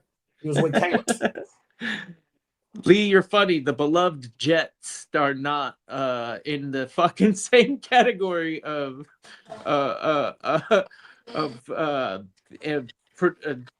basically, we suck too. I give you that, right? But pause. The Arizona Cardinals and the goddamn Chargers are definitely not teams that carry fan bases. Jets, I guarantee you, if the Jets win the Super Bowl, New York will fucking look crazy, just like Mexico City would have if, like, World Cup. Whatever, shit, Kitteh, we just seen New Yorkers when they won the motherfucking basketball shit. Them motherfuckers is going ape shit. Don't let the Jets or the Giants win the Super Bowl in the same year. Had their opportunities. Trust me, the Jets are boiling. They're gonna create havoc. That city will definitely show out. There's no comparison. LA ain't gonna do shit for the Chargers, and the Cardinals. I mean, let's be honest, that's a bandwagon, and it's too hot to go outside anyways. Granted, it's February. That's the only month of the year in Arizona where you can go out and not die. Right. So if they do win the Super Bowl, maybe that isn't too bad. They're going to have to hold their Super Bowl parade, bro, the following immediately. Get out of here. Yeah, right. Facts. It's 120 something out there right now. It's like, fuck that. Yeah, there's a heat wave. If I might be off by numbers, but there's a heat wave going on somewhere. I've been out there when it was 115, 117. I mean, it gets 115 where I'm from. It's 101 in Vegas right now, so I don't know what. And it's only 11 o'clock, and not even 11 o'clock, and it's 101. 105. Damn. It's 105 over there at 10:45. Cold world. It's going to be 112 today in Phoenix. And that's why when we're in, this is why, like, when I used to party on the strip, it would be dangerous as much as it would be easy, right? Because we're just indoors and they're just pumping in hella oxygen, so we're just turning up and there's no windows unless you're Argentina. Right. We're not even trying to go outside, right? Most of the time. They tied it? So like it just days would just fly by. I'm like, oh shit. But yeah, I don't party on the strip like that no more. So yeah, fuck the strip. Oh my mama. Yeah, going to Vegas. I go to Fremont. If I want to go outside, I'm going to Fremont or I'm going to a club, dog, or a pool party. Other than that, I mean, fuck all that bullshit. Oh my man. There's the replay of Uber a day party too. Oh wow. Dope. Yeah, we did 2 drafts in Vegas. Our first draft was at the top of the Palms. Shout out to Cuzzo Kev. And then our second draft in Vegas was at a pool party. Oh my mama. We had the cabana. We rented the cabana, had the draft board. And we did that in Arizona as well at one of them rooftop pool parties. Oh my mama. There you go. Yeah. If you're in the shade and you got water pool. Matter of fact, you can find the pool party draft on the Heart to Start. I think that was the first draft that I recorded all off iPhones, 2 iPhones. Oh my mama. It's a shitty production. Facts on my mama, but it's up there. You gotta start somewhere. It's up there on my mama. You feel me? Memories, dog. You feel me? My mama. Next rumor is 49ers could attempt to recover $18.6 million from Aiyuk amid his contract dispute. So if he gets signed anywhere else, and I guess if they win some type of litigation, they get to go over, get to get some of his future earnings. Mm-hmm. Give me the money back. Right. Give me the money back. That's some cold work, right? What did he do? Give me the money and give me those tennis chains too. Right. To Bogard. What did he do in order for them to get money back? Just not fulfilling contractual obligations will probably do it. You know what else I've seen? You know what else I've seen? What's that? I've seen that there's a way that he can force their hand. Word. Yeah, all they got to do is show up to the facility and take a physical. If he shows up to the facility, in which, in his words, I'll never step in that building again. But TJ Houshmandzadeh said that's the way he can force their hand. Is by showing up and taking a physical. Bro, I'm ready to work. Yeah. At least in that case, we still have the leverage because he is stubborn as a son bitch, isn't he? Hey, you remember that song by Jay-Z, Dig a Hole? Yeah. That's my shit, bro. He is digging a hole for himself. He is the Joe Pesci. Yeah. You want me to dig the hole? No, you dig your own hole. Oh, cold world, bro. That's just funny. Cold world. He's like, no, you're gonna fucking. He's like, what the fuck did you do? Now listen, you're gonna dig the hole, and you're gonna fucking cook. And he started busting down too. Oh, everything. Yeah. Whole world. It says Browns remain skeptical to trade Shedeur Sanders. I mean, they didn't really have anything invested in them, so it's like if someone pays up like a third or better, it's already a win in that situation. It's like how could they refuse like a 2? You know what I mean? Like, say someone gives a second round, that's like a slam dunk. You know what I mean?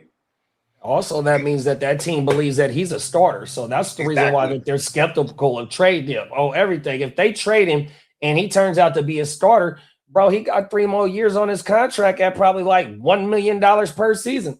He is a 5th round fucking pick. Right.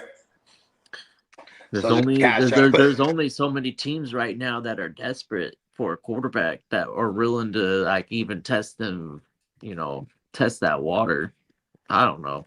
At the Jets, if they could bring him in, I would be all about it. But I'm not willing to give up like a third or a second. Hey JD, who was the team that was trying to draft Shedeur? I already know where you're going with it, and that's who his head coach is right now. Cold world. What I mean? Cold world, bro. Like we've been saying it since the beginning, bro. They trying to shine up Watson. Pause. Yeah, for real. Because I think they're gonna move forward with Shedeur. Yeah, you know what? Let them do that. Give him a shot.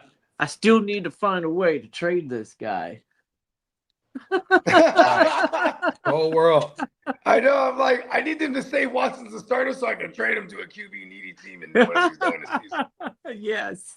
Just cash out real quick. Hey, you know what? How about your first in 28? Okay, send it. I mean, shit. What the second and 27? Then come on. I mean, Arizona shit is still open. Maybe Arizona go get somebody. Yeah. Brissett is pretty nasty. That for would be kind of $10 million. I mean, shout out to our man Diamond Joe. He always He gets 25. I think he's worth 25. He's a pretty good quarterback. You know how much he's due to make this year, Kitteh? 27? Fuck no. What? Minus 20 million. Oh wow. That's why he's not actual camp ain't starting right now, but he was out. He wasn't at the mandatory mini camps and all that shit. Not at all. What is Malik Willis averaging? That motherfucker got like a 3-year, $70 million deal. Yeah, Brissett's worth every penny. If you want, I think the Jets will take him off your hands for $7 million. Yeah, I mean, I could figure a way out to swing a Geno Smith trade for Jacoby Brissett. Come on now. Hey, let me get Brissett and something else for Geno Smith. Hey, I mean, but think about this too. Like, Shedeur, to the Jets would have been cool, or Shedeur but just like the Browns, and the Jets, these teams, I feel like they're all like locked into targeting QBs. Yeah, 2027 next draft. 2027, right? Man. That's the magic number, hopefully, for quarterbacks. The next Roethlisberger, Rivers type of, who's the other fucking Manning? For fantasy, I'm not really a Manning guy, but Rivers and Roethlisberger are definitely fantasy hitters. Yeah, that Roethlisberger with AB and Le'Veon was shout out to my dog BJ. So our first year in Vegas, I think he was the champ, and he had Roethlisberger, AB, and Le'Veon. He had the 3-piece. Oh my mama! It was either the first year or the second year he won. No, because he tried to go back to back. In the second year, shout out to Damo. He wanted his first year, which was our second year, but we played till week 17. It was still only 17 weeks, our second year, and they sat people. Remember how they be sitting people if you up in the division, you ain't got to worry about shit. That's how BJ didn't go to. Yeah, that's how he didn't win it back to back on my mama, because they sat some of the players in week 17. On my mama, we had to learn the hard way about that. That was like 2017, 2018, I think it was. It was still a 17-game NFL schedule. Yeah. We played every week. Brian, go ahead. Brian said they should keep Shedeur and Watson. They need help. Yeah. Well, I mean, and it's like they kind of sat on their hands. Well, they have to showcase them. Thanks. You know what I mean? Like this preseason is probably like if anyone goes down in preseason and there's for example, why wouldn't Arizona look at a Watson? You know what I mean? Right. I think they're almost done with that bread too, right? With Watson's contract. And what do you think Watson commands as a trade compensation? Fourth. It's easy, bro. It ain't no day 2 pick, because day 2 is second and third, I think, combined. And then the Jets. Holy shit, Argentina. Oh wow, they're coming back. They up now. Oh, they up, and I think it's late in the game too. Argentina. Come on now, Lionel Messi? Did he do something or? I don't know. I think they showing a replay right now. I know, right? Oh, Peacock said it's extra time. It's a wrap. Oh, wow. They in the stoppage time. Wow. Okay, there we go. Damn good game. They did that. That's crazy. Lee said the 92nd minute.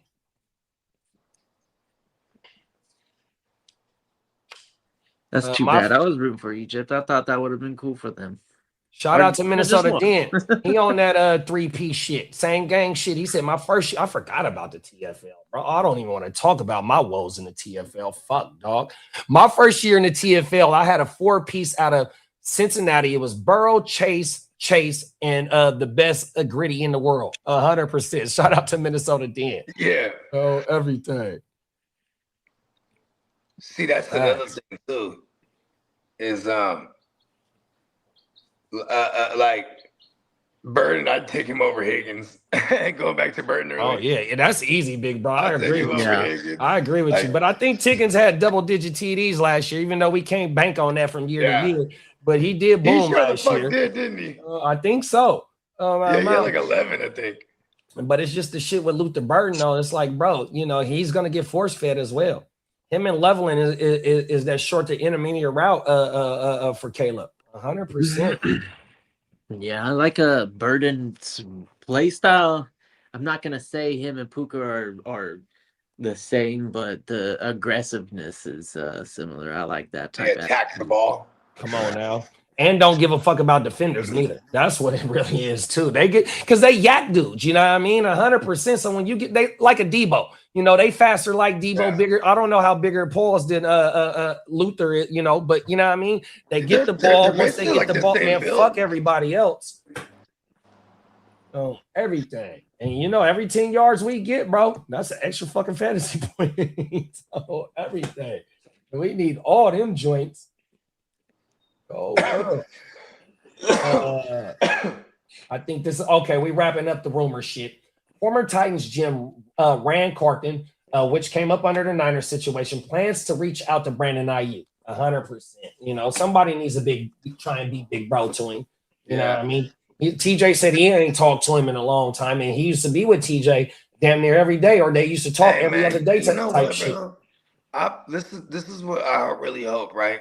Is that because everyone there keeps saying he's on some alleges or something, right? That's another thing and I feel like that could be coming from like some dirty macking from the organization, like letting things like that, like even just rumors like that float around. You know what I mean? Right. But it's like what I hope it is like if there is any validity to that, like when he after them surgeries and then they be having him on all kind of pain pills and shit. You know what I mean? And like, he's down there in Atlanta where, you know what I mean? And like, it's just, and then he's whacked out of his mind with most of them posts. You ever seen his shit on Instagram? Oh yeah. So TJ and Acho, shout out to their podcast, Speak Easy, cause they former players. And so, when Bruh went down in 2024 with the injury, right? He didn't rehab with the doctors, the Niners doctors. He did the shit on his own. What happened is that last year he was supposed to go show up for a physical before all the other 90 players got there. And bruh didn't do that. Even though now you hear George Kittle saying that he's seen him in the weight room, just not on the field or in team meetings and shit like that. So you got a little bit of discrepancy. You got, maybe since he didn't train a rehab with the doctors, was bruh fully ready once he showed up. You feel me? 100%. Wow. And then he decides to just up and sit out the entire season. Well, he got him and Shanahan when he came out last year on the field. Shanahan sent him back to the locker room because he was flamed up. Remember, you're supposed to wear black or white shorts. Brody came out all flamed up. I think you can't wear a red jersey because the quarterbacks wear red jerseys. But he wore some shorts that he wasn't supposed to wear. And you can see Shanahan. We pull this shit up right now. Oh my God, you can see Shanahan grilling him. Get your ass back to the locker room and take them off. And that's another thing, like, because remember, and Aiyuk's one of his rants, he's like, bro, you got at me fucked up. You feel me? You talk to me like a kid or some old shit like that. You wouldn't do that out the building or some shit like that, and I can't put hands on you. He said that shit in one of them videos. Oh, my mama. Yo, Aiyuk is a loose cannon. Like, bro, he's the coach. It's like you wouldn't do that to your boss at work. But that's why he said John Lynch went and pulled up to mediate between both of them. You know, because Aiyuk, grown man, no matter how old you is, you getting at a 9 to 5, bro. In order to be at the 9 to 5, you got to be of age, no matter how old you is after you 18. You feel me? So you just can't be getting at a motherfucker fucked up like that without a motherfucker feeling away. 100%. So it's a lot more to the story. He blatantly knew he was wearing the wrong joints that he couldn't wear. Them is facts. Yeah. Them is facts. You know, and you know what's crazy is like I also don't blame Aiyuk. It's like, you know, you're a number one wide receiver. Like, you know, this is kind of what y'all do. You just go against the grain. You know, you're some divas. You know what I mean? That's what they would call them. You know what I mean? But like at the same time, it's like, that he fucked that one all the way up. Like, you know what I mean? Yeah. Not only did he fuck this contract up, but he fucked his next contract up. That's what I'm saying. Yeah. Oh man. We got Bakes in the building. What's up, big bro? What's that, Bakes? Hey, that Ellis Greens got me there. Shout out to Ellis Greens, man. Shout out to the Ellis Green fellas, man. Come on now. Shout out to Heart Star Cam. Come on now. Yeah, 100%. I got to shoot him a text. Brian said, Egypt team ain't gonna sleep the rest of the year thinking about this shit. You ain't lying, big bro. They done coughed it up. Meanwhile, CMC got to pick the games he wanted to play when he heard something more to this story. I agree with you, Tino. My mom, it's a whole lot more to this shit, dog. Yeah, like is he like see that's kind of crazy too. Like, why refuse to take the physical? But then you're like going in the weight room and shit like that, because then if you further hurt yourself, then the team is at risk for this shit. You know what I mean? Yeah, it's kind of like the Mixon situation. Remember Mixon, whatever he dealt with, he dealt with it on his own. Doctor for the surgery. Yeah, he went and dealt with it on his own. You know what I mean? So that sounds like some shit we would do. Cold I got this. But he went to the wrong doctor or something. Yeah, and like you said, though, that also goes back to bruh being by himself, out of state. You know, he should be fully healthy from the injury. It just depends on what bruh, what he's doing in his off. Well, he got a whole bunch of off time. He got nothing but time today, cuz. Whatever you tell you. So what is bruh doing? I mean, think about it. Is he in any kind have you been keeping in game shape? Like, you know what I would have been doing? Posting videos of me in the gym training or doing something while I'm talking shit. Oh yeah?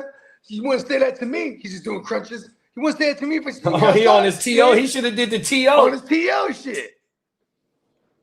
And that forced them. They forced their hand with that one. That's when that motherfucker got sent to Dallas. Hey, get me up out this motherfucker. I'm still ready to go. Yeah, the helicopters all in this motherfucker. Come on. 1,000 reporters out there, and this motherfucker busting down like a penitentiary workout. 100%. Oh. Come on, dog. Do it like the legendary T.O. And then a couple months before that motherfucker was in the Super Bowl playing on one leg. Like, T.O. was a cold motherfucker, dog. Sure was.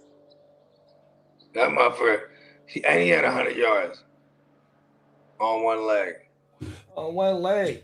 He had a high ankle sprain, but it was a fibula. He broke his fibula. Oh yeah, there you go. Yeah, I broke something and he fractured something or some shit, brother. Yeah, 2 weeks later, this fool was playing on. I'm not playing this Super Bowl. 100%. Oh my mama. Last bit of rumors is Travis Kelce's next media move being speculated. His wedding guest list. Oh, so he must have had the cast of the stars. I mean, his wife is the most famous motherfucker in the world, though. Yeah, dog. Like Jay-Z is gonna fuck around and be at their wedding. Like they have that type of you know what I mean? I mean, he's with Taylor Swift, bro. Him and his brother's podcast is booming. And Taylor Swift. I want to say they podcast got $100 million deal. Yeah, 50 each. I remember seeing that when they first. That was before they got on too. right? Oh no, they had their shit going and they got on quick though. And his brother's on ESPN as well on the during the season. You know what I mean? Doing the games Monday night, I think. So they got something waiting on him for sure. Do you think he want to call games, or do you think he want to be like in the studio type shit?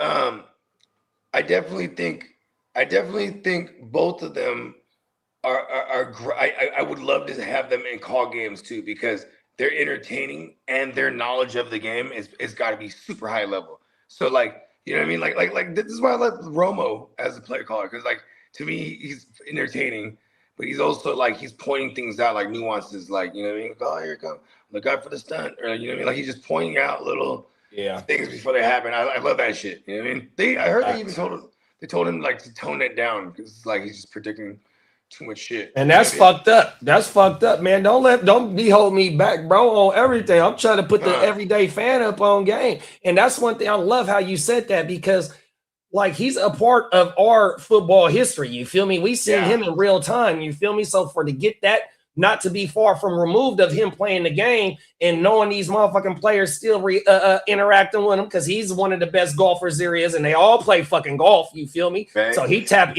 in with them motherfuckers. You feel me? 100%. Remember the first year? Remember the first year when Gruden went back to coaching in the NFL? They had Booger and Jason Witten and somebody else. Oh, Witten was terrible. Yeah, and Witten was Booger is terrible too. Oh my God! We know you're a tight end, but do you know anything else about football? You're terrible, bro. And then Booger, all he was talking about was the defense, and he would say like wild shit, like he'd be like, "You don't have to have talent to win in the NFL when you play on defense." Come on, now. Like, and then they would just let it breathe, and then like.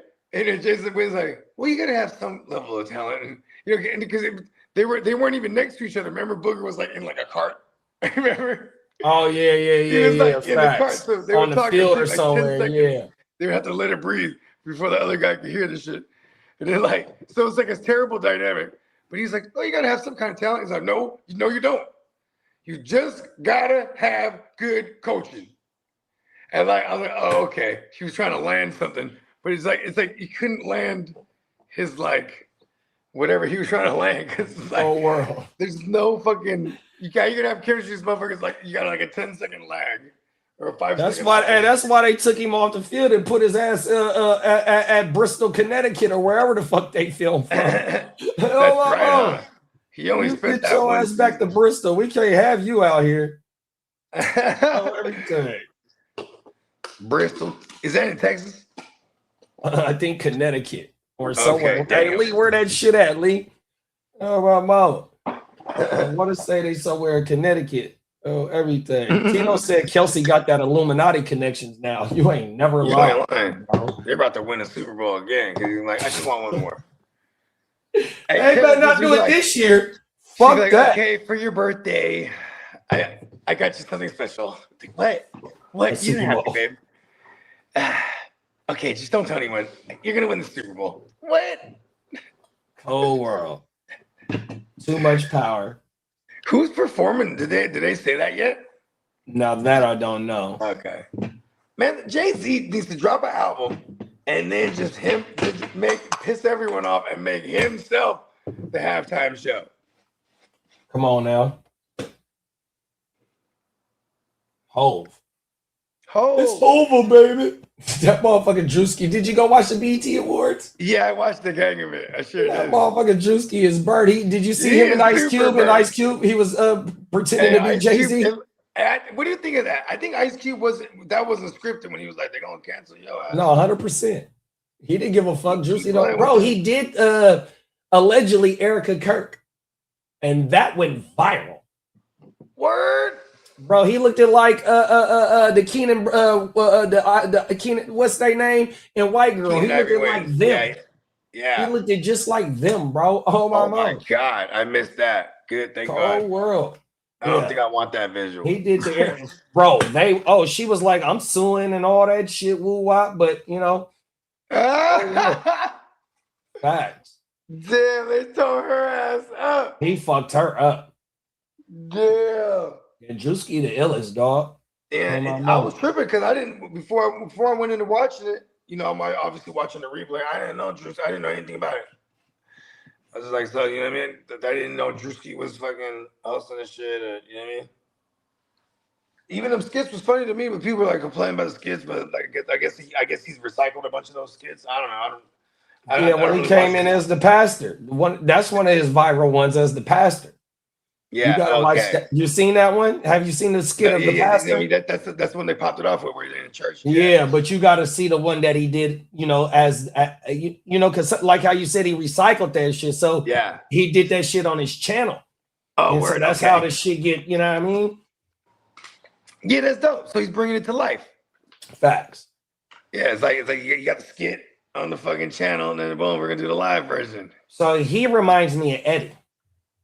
I'm not saying that his comedy is just top tier like Eddie, but you got to remember, in all of Eddie movies, what he do? Multiple roles. There it is. There. Play the whole cast like Eddie. That motherfucker got the Joe Jackson. Hey, he's Joe Jackson right now.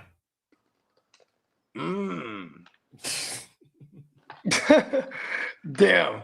And so what did Joe Jackson do to the Jackson 5? Yeah, and you know what was crazy? Janet Jackson was hot. All right, that motherfucking Drewski is burnt. She was hot about that shit, dog. Did you see the Janet Jackson? She like posted a whole like statement too about him doing her dad.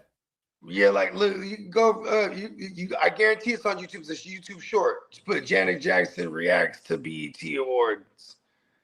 Or Janet Jackson she presented what's baby girl name? Yeah. So she's declaring that she'll never go to another BET Awards in this clip. So I mean, if it's a short, there's hella out there. It's all shorts, but it's like it's Janet Jackson states she will never attend BET Awards ever again. Cold world. And is she going in on fucking Drewski? He definitely did the dad. Yeah, she was like this disrespect to my brother and this is that. She was not having it. Oh world. I didn't know that. Yeah, I just saw that this morning actually. I should have put that in the thread. She was hot. She was mad as a motherfucker. Yeah, and now that you think about it, I understand where she's coming from. Yeah. She was mad as a mother. And I ain't got that far to see that part yet. So you know what I mean? I was like, oh shit. Because I watched a good amount of it. I was jumping. Actually, I did get pretty deep into it. I was jumping forward. I wanted to see French and them. French and them came out dip through the Mink song. Come on now. Come on. Oh, yeah, I didn't see that part. I'm like, come on. Let's get into the next part of the news, man. Yeah. Going to let me see. Damn it, I forgot already. All right, here we go. Free agency.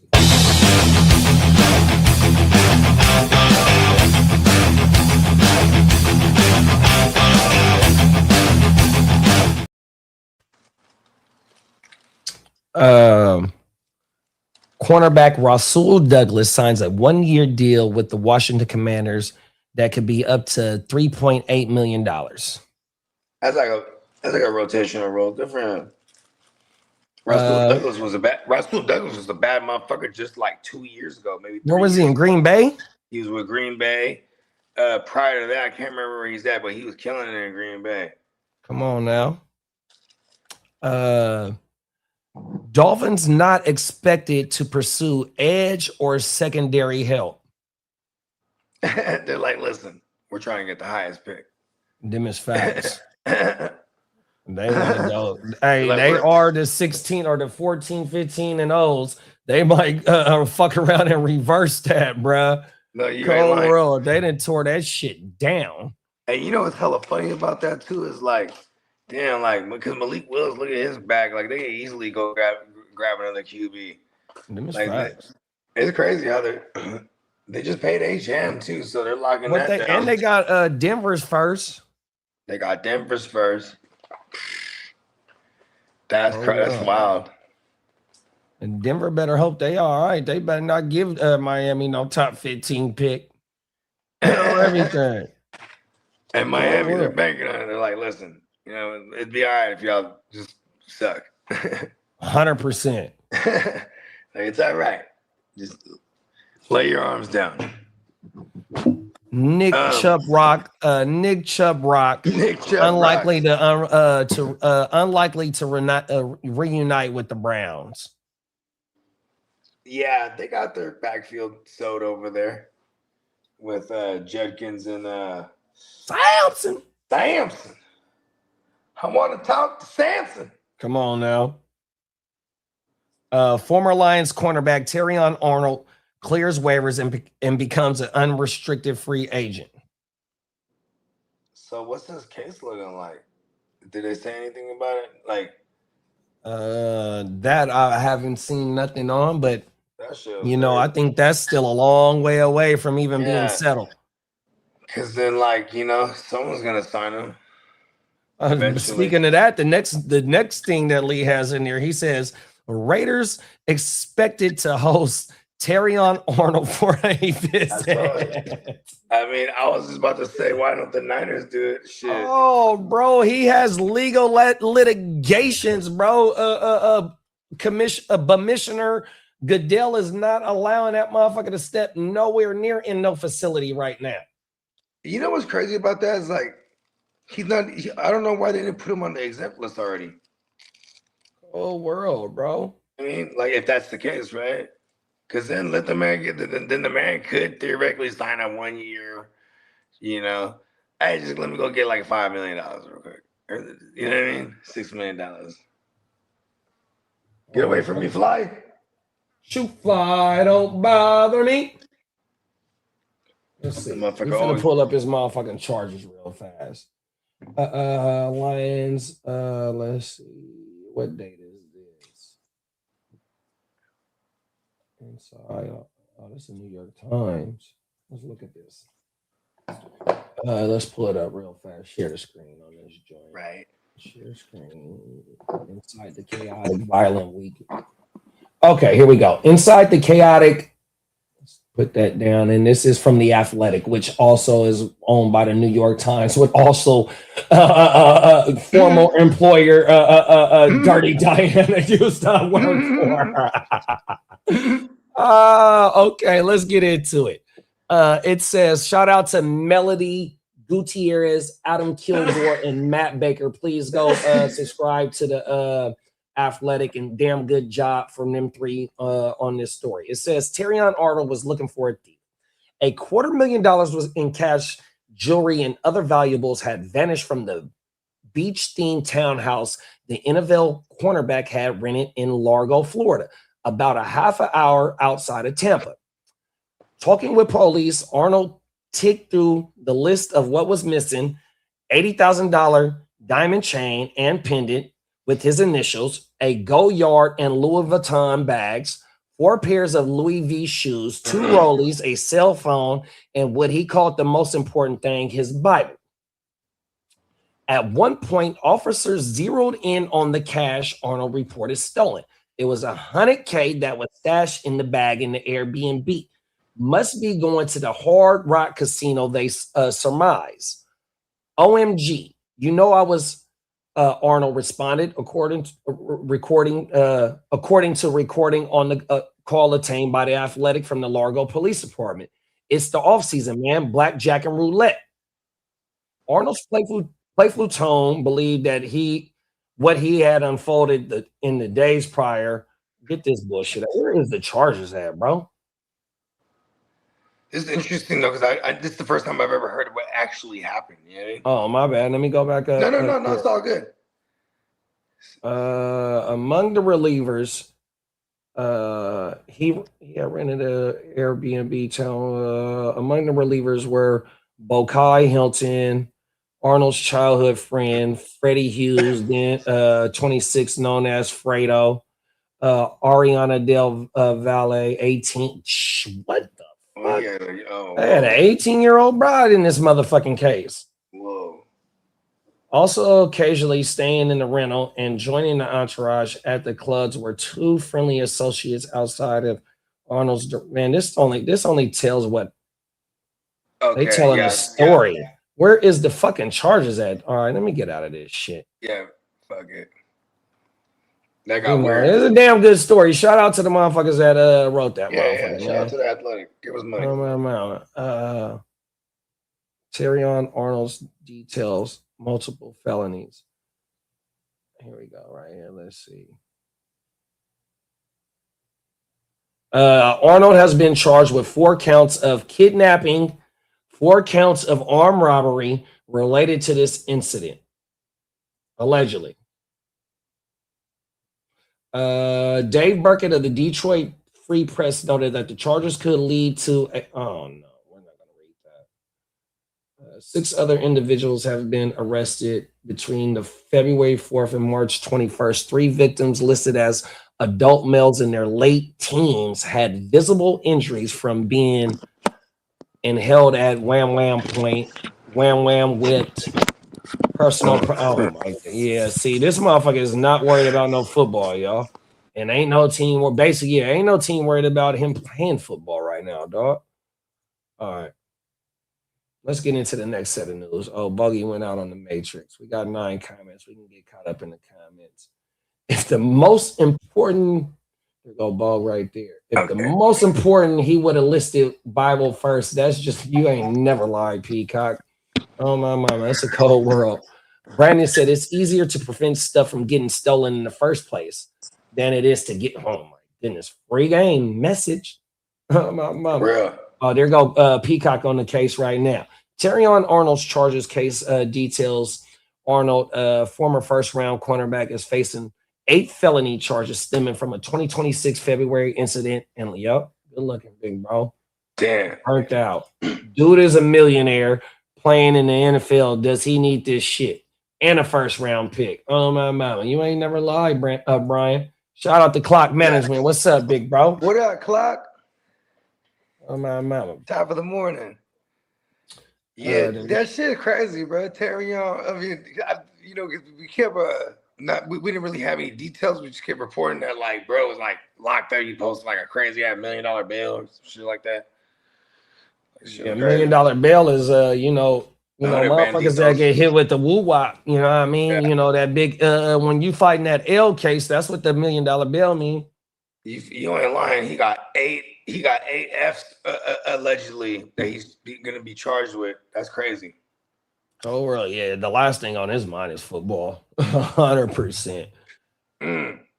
Let's get into the next part of the news, y'all. It's league business. We talking big business right now, man. All our fantasy leagues is big business, man. We be right back. 2 seconds.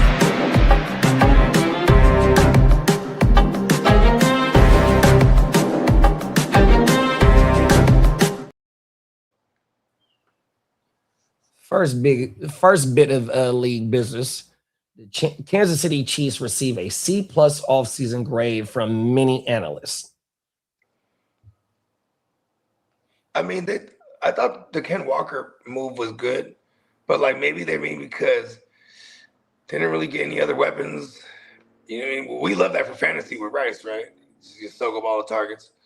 But maybe they didn't really address the offensive line. You know, I mean, they traded away one of their best corners because that's kind of what they do. That's kind of what they've been doing in the Steve Spagnuolo era, right?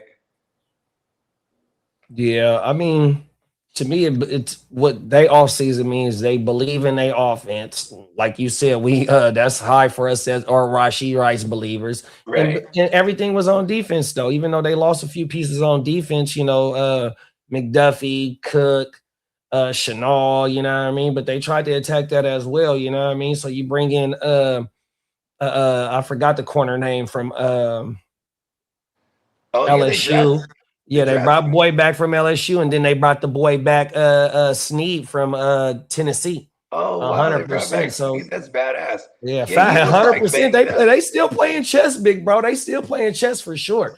You know what I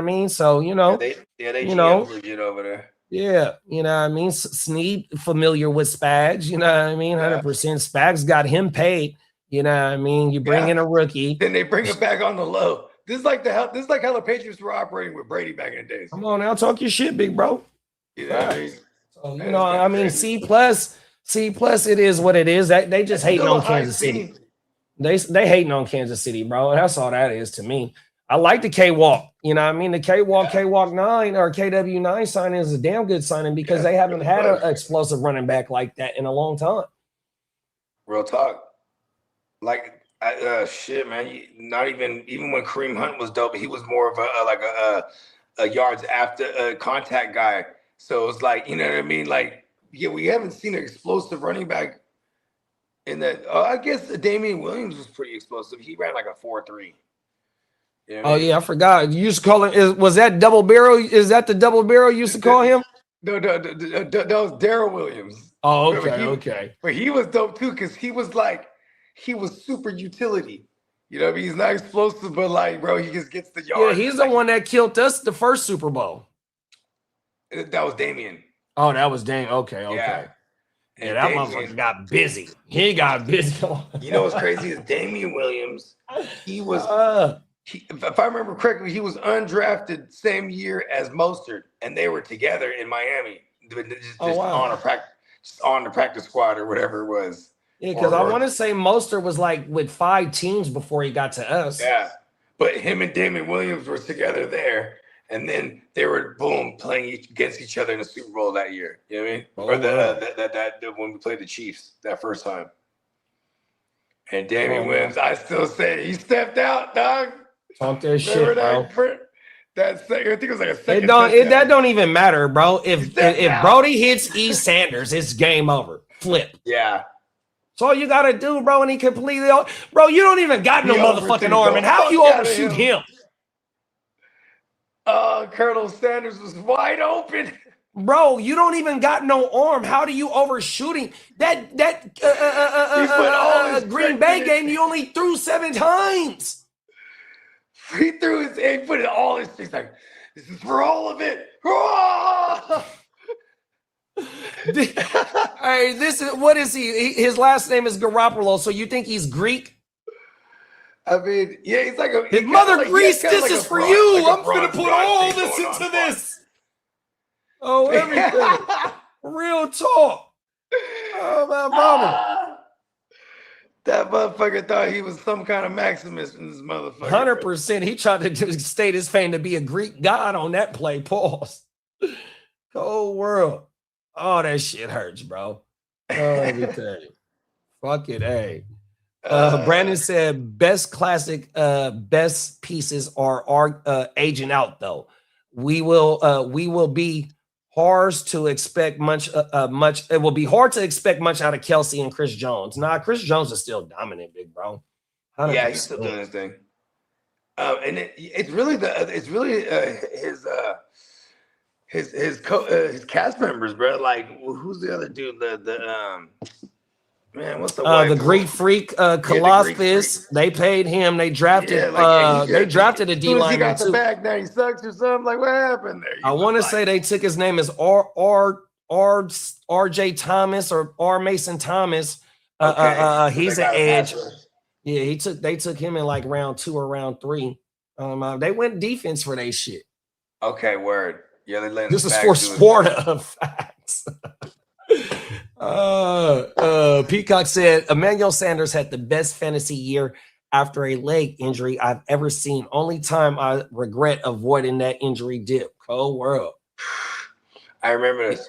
Yeah, E. Sanders with DT, rest in peace, boy, was cold. Mm-hmm. And what was the tight end's name over there? Pause. Julius Thomas, boy. Yeah. Cold world. And it was. And they had Eric. Didn't they have Eric Decker too on that squad? So the year before they brought in Manny Sanders, they had Decker. Oh, okay. Then they brought in Manny. I want to say, and they had Wes Welker. It was like Decker. Oh, Welker, I do remember Wes over there. Yeah. And Julius Thomas. It was like, hey, it's all the funny Manning's the shit. And then it was, Welker was gone, and then it was, and they brought in Colonel Manny Sanders. And it was like, and then it was just Sanders, DT, and then Julius Thomas.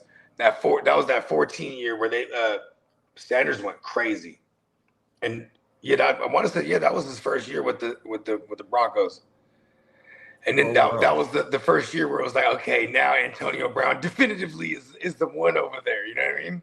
And he reigned supreme for as yeah, because my guy in Pittsburgh at first was Martavius Bryant. That was my guy at first, 100. Because he was Pittsburgh wide receivers, they homegrown, they were receivers. Yeah. You know what I mean? That's why that DK shit didn't make no sense. You know what I mean? But that's another show. But yeah, man. Speaking of E. Sanders, Martavius Bryant was my guy for sure. Yeah, and he was definitely partaked. You know what I mean? 100% for sure. Remember LeGarrette Blount and Le'Veon got bro. That shit was out here, bro. So if you go to the Stagecoach, fucking Le'Veon Bell's picture is at the Stagecoach. That's a famous breakfast spot in Sacramento on Florence Road. Oh my mama, they out there in hot box. Old Sac? Is that what they call Old Sac?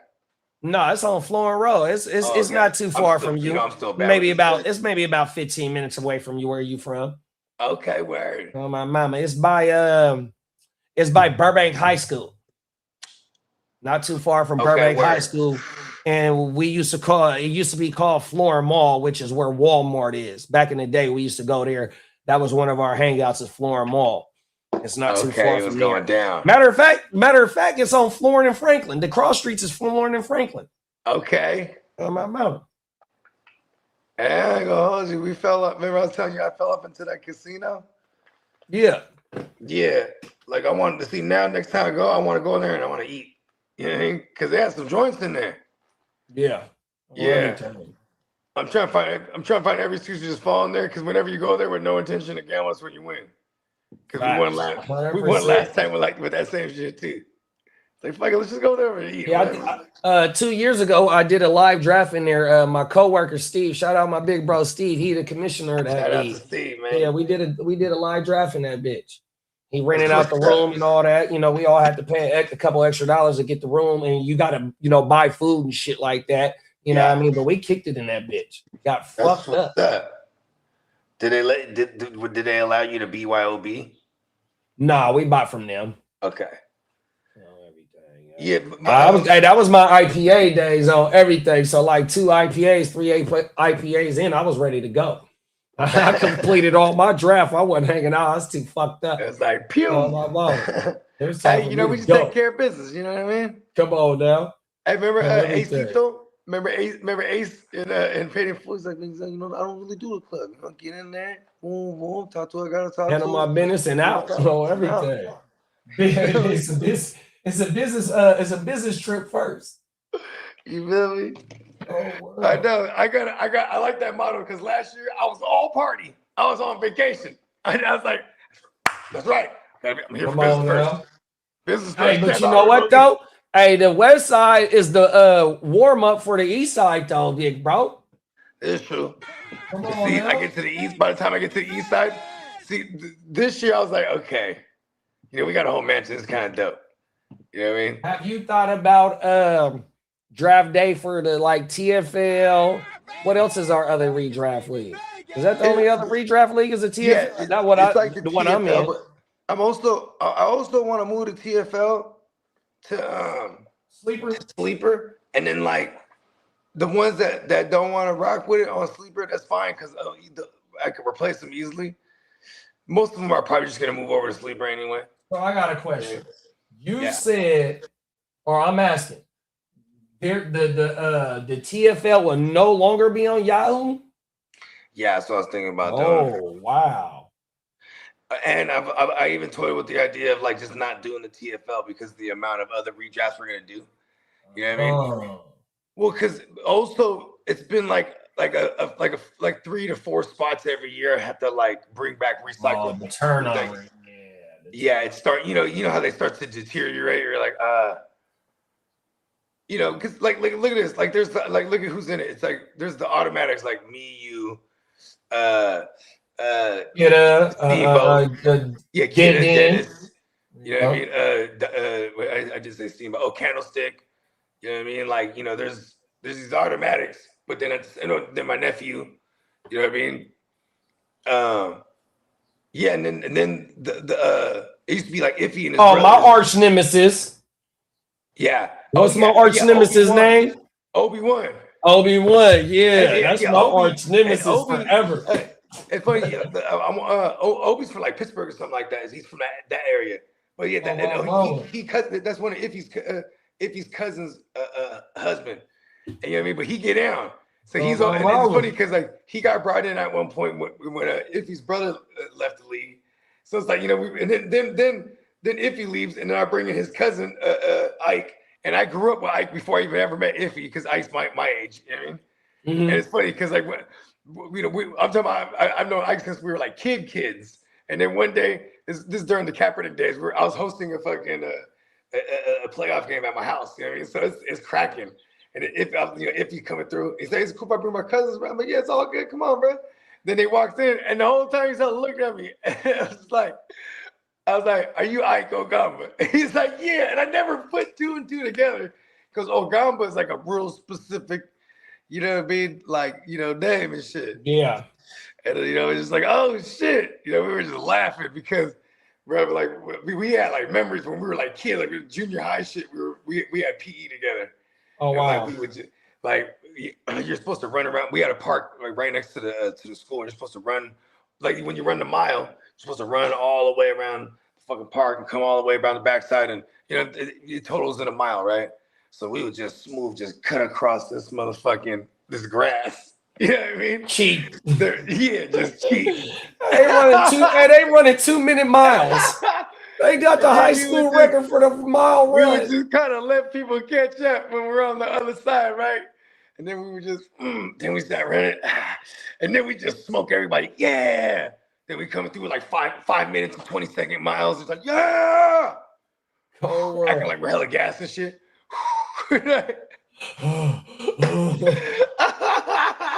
He's the fastest kid alive. I can't catch him. I need a cigarette. He's the fastest kid alive. It's a cold world out here, bro. Yo, and then what is it called? And then Ike. So we brought in Ike last year because if he's like, oh, I'm out, but Ike will get in. I'm gonna get for show. Fuck yeah! And then he wins it the first year out. I'm like, fucking guy. Oh world. I'm like Ike and OBC, but you know when you win it, then you in it. You know what I mean? You're like, all right.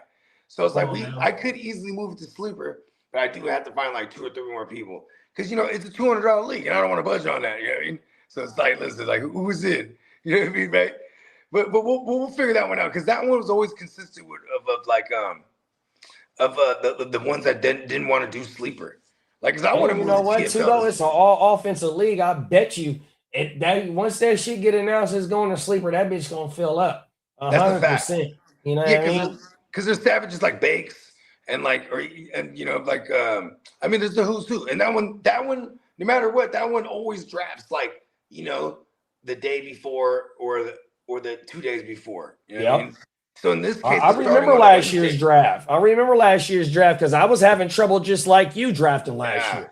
I was so fucked up in both the drafts. Like it just fucked me off. I think I was doing 2 drafts, or I did a draft right before that, and I was still picking right when that shit started. I think you might have even been doing 3 drafts because we were all doing the Papa Goo and the TFL. That's what it was, Papa Goo. And then you had like a 3rd draft that you were like at the back end of it. I forgot about that. That's exactly what it was. No, I remember this too because because you know we're like, fuck that, we'll move the draft. Right, so we moved the draft, and then with Spencer, because I missed my flight last year. You're in Mexico, that was another thing, and you moved it like a day or 2 for me. Oh my mom. Yeah, exactly. And then that day wasn't convenient for Spencer for the Guru. That day was convenient for the Guru League, the Papa Guru League. So like that, we did that draft at the same time, and I was just like, can we move it back? You know what I mean? Come on, man. Like, but here was the thing. It wasn't that. It was the issue. It was my connection too. It was just like yeah, I was. That shit was geeking, dog. Yeah, it was geeking. And then it was just flying the picks, just do. See, that's why Yahoo is like weak though, bro. Only thing they updated, bro, is the when you're drafting, it looks like sleeper. That's the only thing that I've noticed. Board. Yeah, but it's like, where's my ability to just stop the draft and just or pause the draft and fix something that was a mistake, or you know what I mean? Like, that's why I love sleeper. Bro, their Yahoo's message board is weak as fuck. Yeah, that's a fact. And You know what though about Sleeper is like, okay, for example, I got Bernie Mac's phone number, but before I ever got his phone number, I was fucking with him for like 3 years, just communicating through Sleeper. Right. You know what I mean? Like, because it just makes it that much convenient when you want to reach out and touch somebody, like, especially when you're trying to make a trade offer, like, you can make it more personable. Then there's the aspect of the league chat where, like, that's better than any text thread. You know what I mean? Right. To me, what Sleeper is like Peacock said, is dedicated to fantasy, but it also, in my opinion, it's a social media app. Yeah. They have, you can bet on it, but also, bro, the way, like how you said, you can interact with each other, the shit that you can do in the chat and all that, posting memes, posting links, all that. It's really like a social media too. You know what I mean? Because you don't have to leave the app to, connect with each other and shit like that. During the draft, you can talk to each other. I don't know if you know that, but bro, I've been in drafts where all you got to do is press the button and we all can talk to each other during the draft. 100%. Like, Sleeper is where the fuck it's at, dog. Yeah. Yeah, you ain't lying. Facts, and like even like with these guillotine leagues that we're about to do, this shit gonna be dope too, because like that could be a slow draft that's just going on in the background while we're in Vegas. You know what I mean? Come on now. Yeah, because we're gonna have like 18 of us in that joint. Might even be able to. Oh yeah, the voice group chat, never used it, but cool to know it worked. Hell yeah, that shit federal, bro. Especially if you're doing a startup. I mean, even if you're doing a rookie draft, you know what I mean? You got 4 rounds to talk shit to each other on everything. Right? Like, look, fellas, snap out of it. Come on now. The NFL app is the worst app for fantasy. Yeah, that shit terrible too, big bro. That's super. ESPN is terrible. Yep, don't like it at all. Yeah, and like, see, here's the thing too, is like, I feel like Yahoo, it's more a piece of my heart because it's where it all started for me. I mean, even though like I actually started on ESPN first, but it was like once I started like commissioning my own leagues, and because Yahoo's the shit compared to ESPN. That's the only two I started with, right? Then for the longest, that's why I didn't even want to make the jump to Sleeper. Then I jumped to Sleeper first time. I'm like, oh man, this is great. You know what I mean? Oh now. You know, just it's easier to build a community because that's what we were doing at the time. You know what I mean? Like, I think that's why I like to say Yahoo's is the home of the home leagues. You know what I mean? Like, you got the homies that you just been playing with on this home league for a long time, and Yahoo's just what everyone's accustomed to. And like, hey, don't broke what ain't fixed, or fix what ain't broke, whatever the fuck. That's what the ALB is. The ALB still on Yahoo. Yeah. But and you know what's crazy too is I'm such a hell of a commissioner that like every year I try to move TFL to Sleeper. You know, I got like 4 or 5 motherfuckers. Listen, just keep it on Yahoo, bro. I'm like, nah, fuck it. And then we're just on Yahoo again. That's what I keep saying. So one of my leagues that I commissioned, actually classy, the fucking trophy for this league right here. Yeah, that's still on Yahoo, but I keep saying every year I'm gonna put that bitch over there, and damn near the whole league with that shit. But once Diamond Joe do the woo wop, you know what I mean? It's like, bro, there's no reason to be on the that bullshit no more. Yeah, we could be on any platform, or in this case, Sleeper, because I like being universal too. I'm like a brand loyalist at one point or another, right? Like I'm kind of weird like that. Like all my TVs is Samsung. You know what I mean? There's probably better TVs out there, but I don't know. That's just all I know. You know what I mean? Oh, no. It's weird like that. And once I fell in love with Sleeper, I was like, man, Sleeper's is the shit. It's goated. You know what I mean? That shit is goated, bro. Yeah, I mean, I remember back in the days when I first jumped on Sleeper, you used to be able to like fuck with the other person's avatar. Remember that shit? Like you used to be able to have your avatar, like when you're in the match with someone, you'd have like. Oh yeah. You can it'd be a fighting thing, or it'd be like a emoji or shit like that. Yeah. Oh my mama. And then if you got a hot streak, it'd do some shit like that. If you're on a winning streak, shit like that. Yeah. Then they got the little belt. They got the little belt joints. You know what I mean? Come on now. Yeah, that shit's pretty tight. But the week, who had the best week, who had the shittiest week. Yeah, sleep on that shit, bro.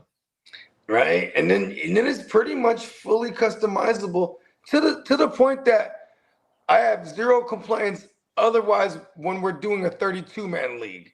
where I'm like, damn it, like, can you make it the playoffs the way I want to make it, where we don't have to manually set it, even though it's not an issue. But you know what I mean? It just be tight, like if they, you know what I mean? Because the way we do our 32-man league is like the NFL. You know what I mean? 14 teams getting in, 2 teams are on a bye. It's going fucking down. You know what I mean? And then we just have to plug everyone in and pause. Them is facts. But hey, the 32-man league is definitely fire as shit though, bro. That's one of the motherfucking drafts I can't wait for because I had a horrible draft last year, dog. Oh, you ain't lying, me too. I mean, I had a decent draft. Everyone got hurt. Yeah, what we is gonna do though is probably I'm probably gonna start putting that together this weekend. I think fucking Travis Hunter was my first pick. Oh, I had I picked right after you. What number did you have? 21, 20, some shit like that? And I was like 24, 25, or some shit like that. I took St. Brown because someone had just. I took St. Brown. I might have took. Yeah, I think I took St. Brown. I had T Hunter. Aaron Rodgers was my quarterback. I believed in the motherfucking what we was calling him last year. The story. I believed in the story last year. Hey, look at me.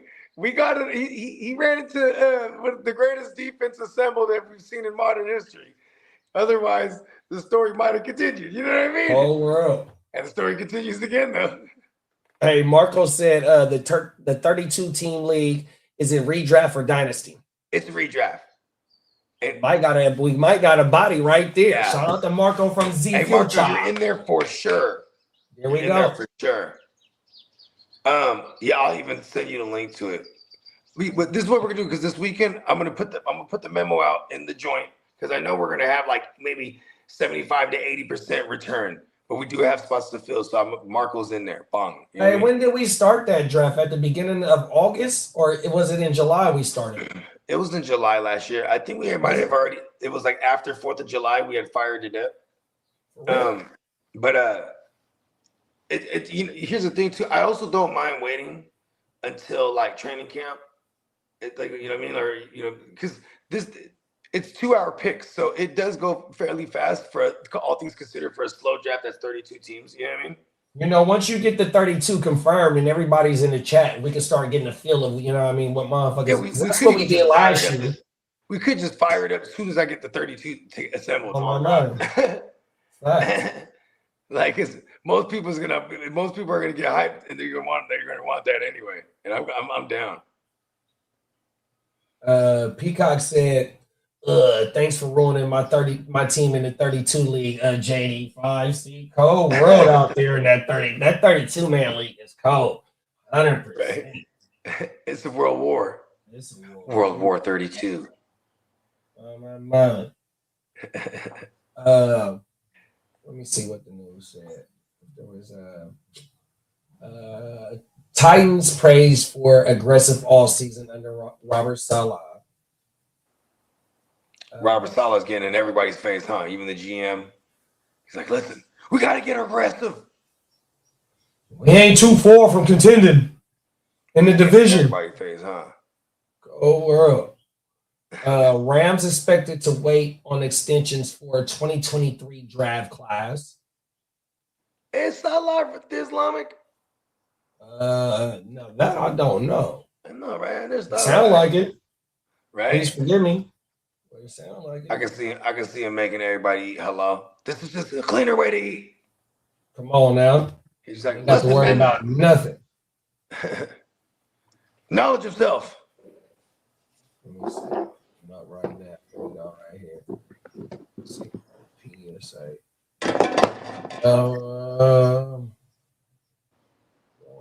He's Lebanese.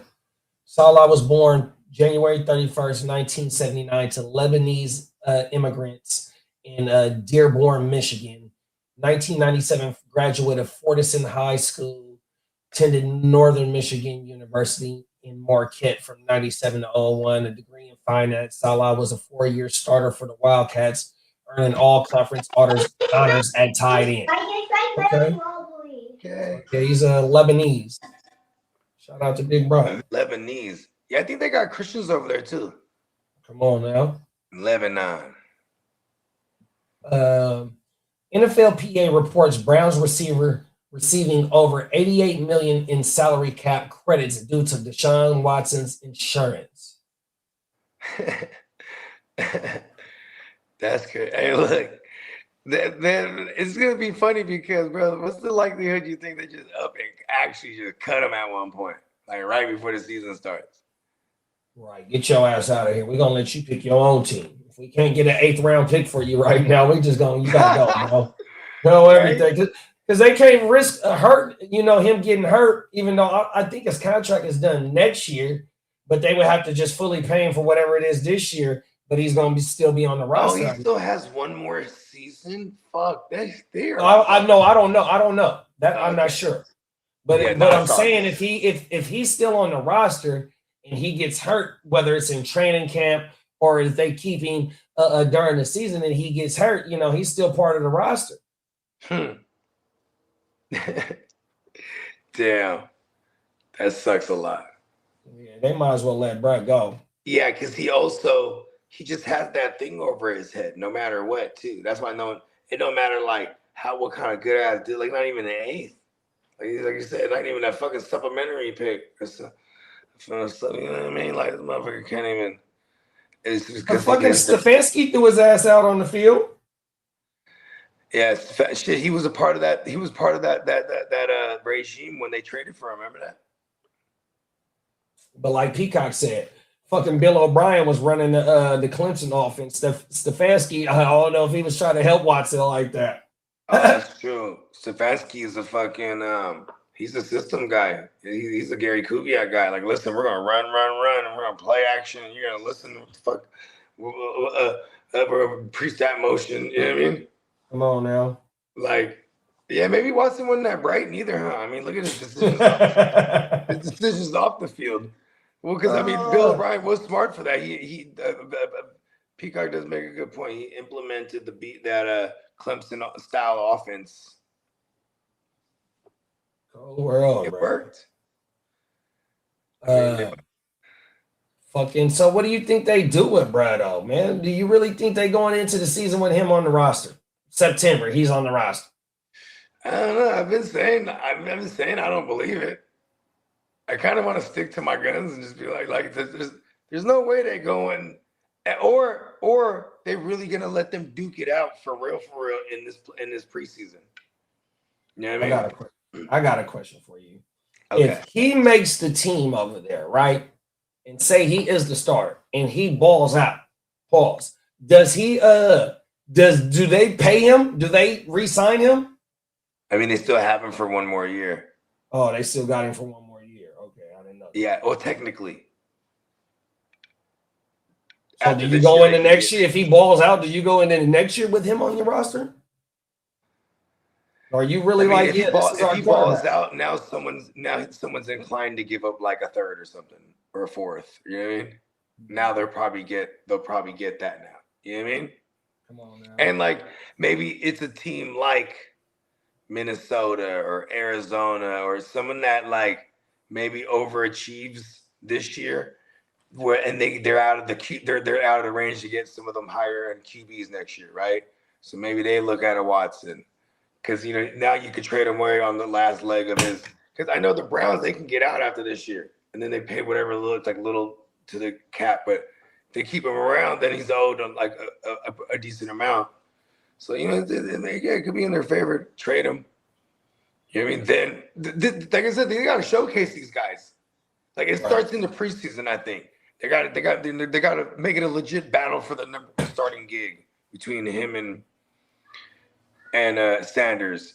Right. And like in the offseason, you've heard about Judy and Watson down in Miami, throwing the ball and shit, and and working on chemistry. So that's cool.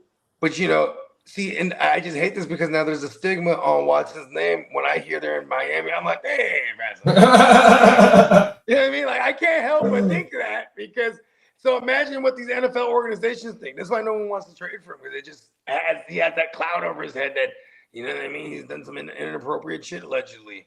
But he settled out, and he wasn't necessarily charged with anything. But it's fucked up. Right.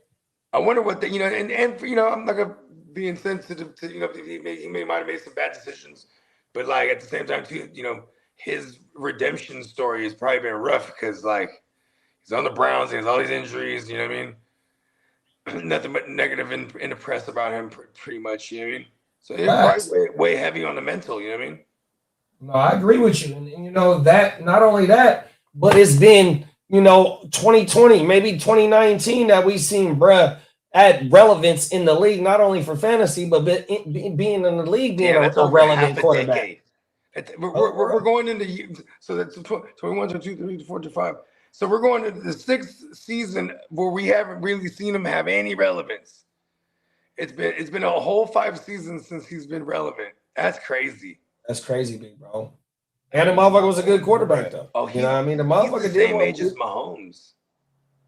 Their birthdays are like a couple days apart, too. Wow. Yeah, same year.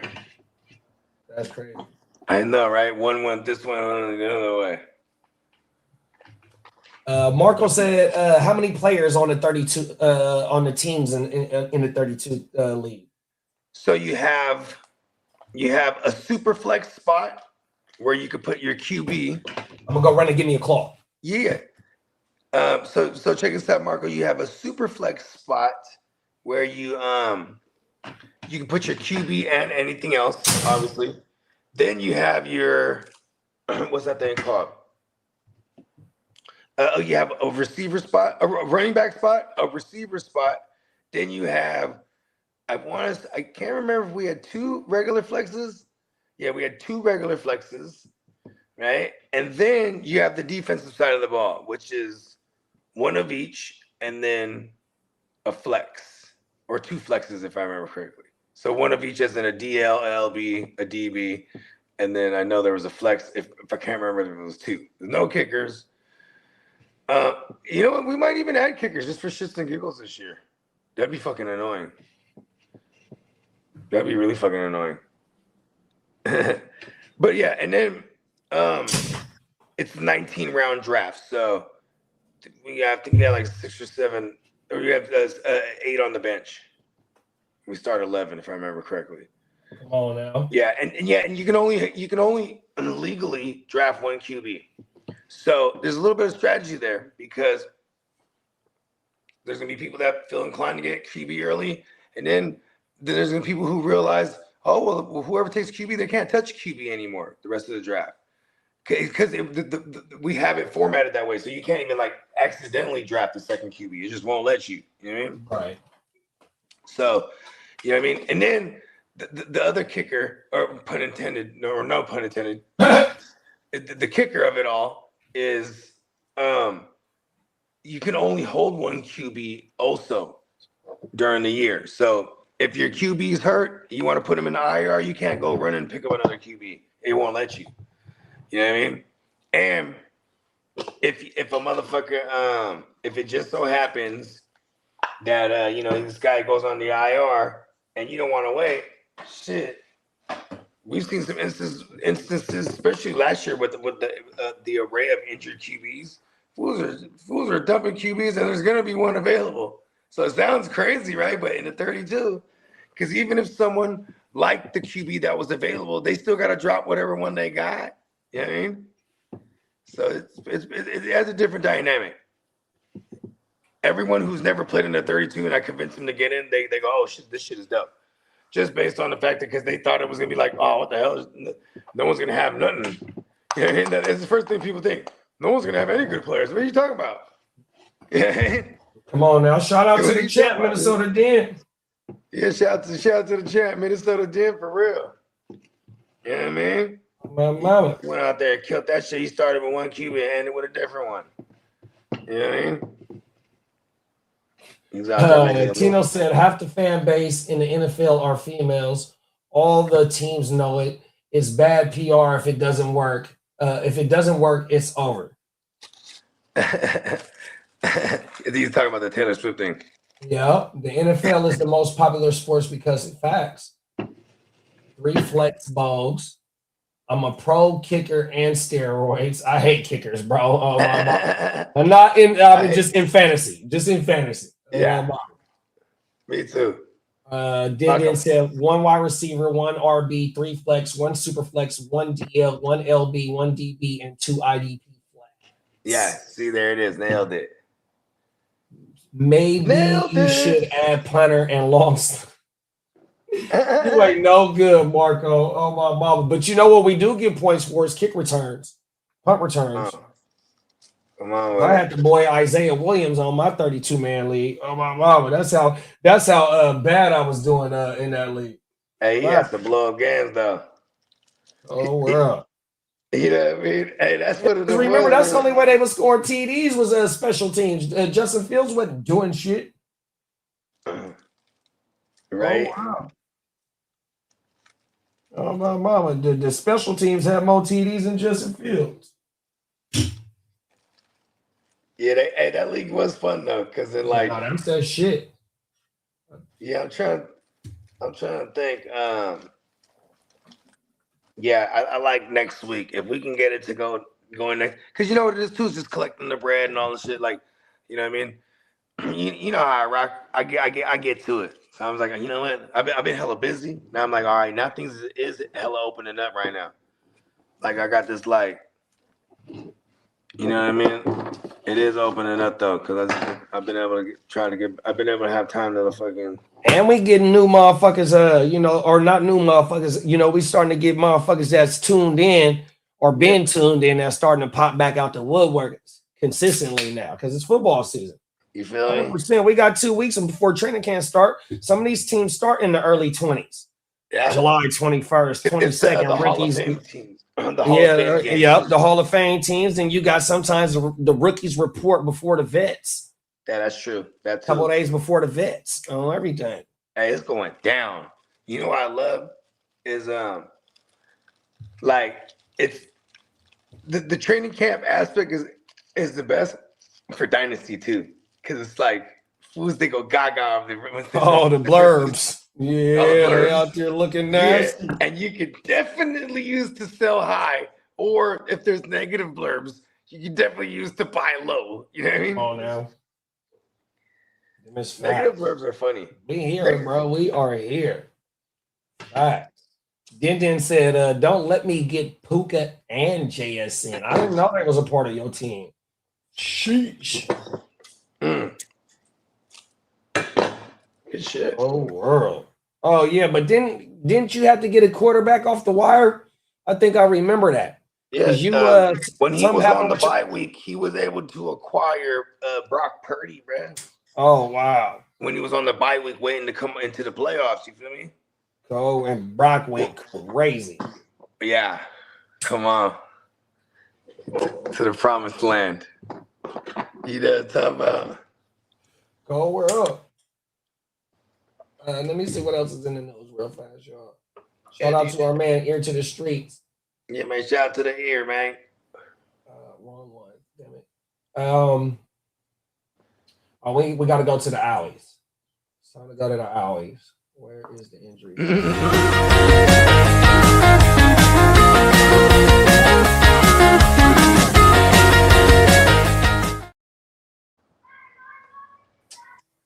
First bit of alley news is Lions safety Kirby Joseph will not undergo knee surgery. Timetable remains uncertain.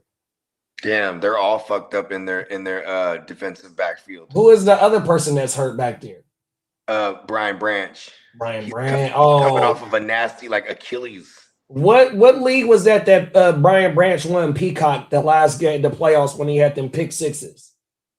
Or was that that was Joseph that won the league, huh? Yeah, Peacock, you still in here, big bro? It was definitely Peacock definitely won. Yeah, I'm still here. I came in second. That you won with them pick sixes? I think it was against Bakes. Yeah, that was two. I think that was 2 seasons ago. Yep. Yeah, and he had Kirby Joseph. That was the nice guys. Yeah, I did win off of that. Those are nice guys. Okay, yep. I remember that. Oh my mama. Right, epic on a Monday. Because that was the first year of the GWN, I think. Mm-hmm. Yeah, I went first place to last place, and now I got a great rookie haul this last year, so I'm back, baby. Talk that shit. Oh my mama. Yeah, I remember that shit. Next news is let's go. Dolphin. I don't know why it got Dolphins wide receiver, but Tyreek Hill could miss the entire 2026 season because of his knee. You know, it's crazy. I've been like optimistic, but I've been saying like November and October, like late October and November is what I've been saying. Cause like he barely got his he got like a second surgery, like sometime in like January or some shit like that. You know what I mean? Right. And then like then he had another one recently, some kind of procedure, some cleanup shit, like the draining, something or the other. What type of knee injury did he have? Yeah, the ACL. Oh shit! Right. So it was worse than Micah's shit. Micah's. I don't know the details on Micah's, but I know Tyreek's wasn't no clean tear. Oh. That's why I had and then I think it was multiple ligaments. That's why he had multiple surgeries and shit. Excuse me. Den said, I drafted Shador, had to drop him for Danny Dumbass. Danny Dumbass held it down till week 13, got injured, and I snagged Purdy. He broke it down to the championship path. 100%. Line. He did that. And the reason Brock Purdy became available is because Kitteh, who was in the third seed, you know what I mean? And if he wins, he could be a bye week, right? So he picks up Jaden Daniels because it's week 14, the last week. Because remember, the 32 goes to week 14. Because I finally dropped Jaden Daniels and started playing with a backup and started winning games. Because Brock was on a bye week, and you have to make these judgment calls. And then, you know, I mean, he just, you know, he wanted to fight to survive. You know what I mean? Wow. And like, so he got into the playoffs nonetheless, but then he needed that bye week. And like, yeah, it happened. Yeah, that's crazy, bro. 100%. So he went in the first week of the playoff, or he had to bye. No, he lost in week 14, but he came in as the 3 seed. Oh, okay. So he was a lot. So he could afford to sit Brock then. I dropped being on the bye. Davis Mills, and then I finally started winning games. Never mind. He might have needed to fight to get in. I think he might have fell out of grace. That's what it was. Yeah, that's right. The top 4, if I remember correctly, was like Eastside Eric, Diamond Joe. Oh no, not Diamond Joe. It was Eastside Eric. Then said he had to buy, so he could afford to sit Purdy. Have to buy. He could afford to sit Purdy. Dang, I wonder why he did that then. And you had Purdy play Indy. Oh, Purdy wasn't back yet. He wasn't back yet, huh? I know he played Indy, Chicago, and it was one more team. Seahawks. Was it the Seahawks? He played them in week 1 because he threw the game-winning TD to Tonjes. I don't know if he played the second game against them. Fuck him. Yeah, fuck it. Everything. And Brock Purdy went on quite the journey in the 32 too, because someone else drafted him, then dropped him, and then Kitteh swooped him up at one point because Kitteh was rocking with the Kyler Murray pack. Remember that? So he ditches him, picks up an injured Purdy right before he comes back. So yeah, you're right. He did come back around. Because I think we was doing some of the draft on WYGU, and I remember Kitteh saying, "I'm finna do it. I'm finna do it. I'm about to do this." Oh, everything. Hey, we laughed so hard, dog. Cause whole world. Hey, look, and then he was right. He's like, "Man, damn it! Should have never even took a chance on Kyler." He's like, "I hate Kyler." I'm trying to tell y'all, man. Y'all not gonna get no fantasy content like this on the GWN, man. Not only do we present content with y'all, but we do battle with each other, bro. And that shit go crazy, dog. I ain't gonna hold you. 100%. In a super flex redraft, in the attempts to get QB greedy, like targeting Kyler as like a 3rd that could potentially be like a 2 or even a 1. Do you move QB later on?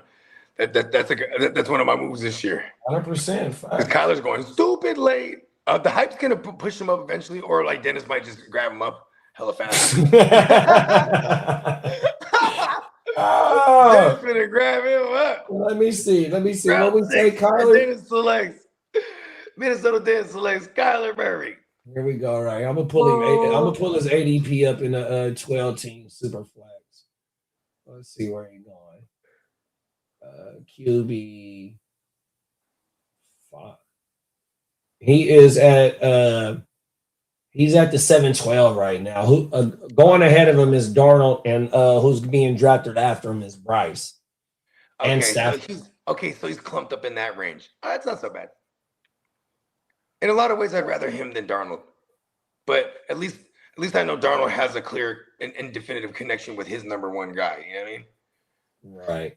But Jefferson bounced back shouty.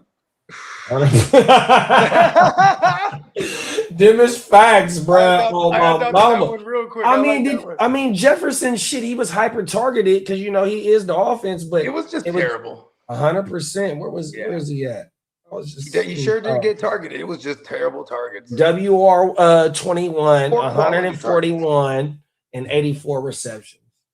Damn, not so bad. 60. That's 60%. Like 60. Sheesh. Not so bad. That motherfucker got a hey Bogey, that motherfucker got a 30.4 target share. Damn, that's terrible too. Because it's like, hey, and they were all outside the hash marks because like he just couldn't. They said McCarthy can't throw over the middle at all. Like, oh world. So even like his ability to like lean on the tight end, that was just gone. So he's just trying to just go down the field and go to the side, like throw it along the sideline all day, every day. You know what I mean? It was just terrible. Because then you know what they're gonna do too. Just, you know what I mean? Just blanket Jefferson and just hope Jefferson he has to make a play on every ball. He gotta be Superman out there. He has to make a play on every single ball. Like team on his back at wide receiver. Sheesh. That's why we should be excited for people like when people shit on Kirk Cousins, like for fantasy, it's like he makes sure them motherfuckers is gravy. But like I'm excited for like Brock Bowers, like because people are going to spend up for him, right? But at least he technically is the value. He's not going like in the second round this year. You know? Speaking of Brock Bowers, right? So I did a startup this year. Shout out to my dog, Fantasy Football Big Guy. That's my dog, right? Yeah, man. Shout out to the big guy because he's in the international with us, right? So he made another league with his homies and threw some of us to the invite, right? So I drafted the Bugatti in that league, right? Let's go. So I just got an offer the other day, Trey McBride, a 2028 first and a 2027 third for the Bugatti. So I counter with a 2027 second and that 2028 first. He counters with, oh, well, just send me back a third and it's a deal, bro. I'm like, hey, fuck it. I don't care. Hey, you can have the Bugatti or everything. But I'm glad because he thinking what you thinking now. Yeah. Bugatti finna get peppered. Yeah, by Cousins. And then we naturally are going to get the rookie and he'll lean on them tight end. Like, it's just how it works. And what other receiver they got over there? Nobody. And they're going to be in a tight end centric offense. Nobody. Key Sweat voice. Nobody, baby. Hey, look at it though. Oh God, they don't got nobody. Key Sweat voice. Right. What is going on over there? Hey, Banks, Banks, I told y'all taking for Jeremiah Smith. Oh my mama. Like, and it's because they're not a draw, right? Like, so it's like it's not like these veterans were like the Diggs is in no rush to go to Vegas, right? Like there's no veteran draw. Plus, on paper, without saying it, it's like, okay, this is kind of a get the head coaching legs under this new head coach. And then next year they're going to go at it. You know what I mean? Like they're going to try to go at it next year because they're probably trying to get in line to get like some weaponry high. Like imagine if they do this right. Because look at their schedule. It's fucking brutal.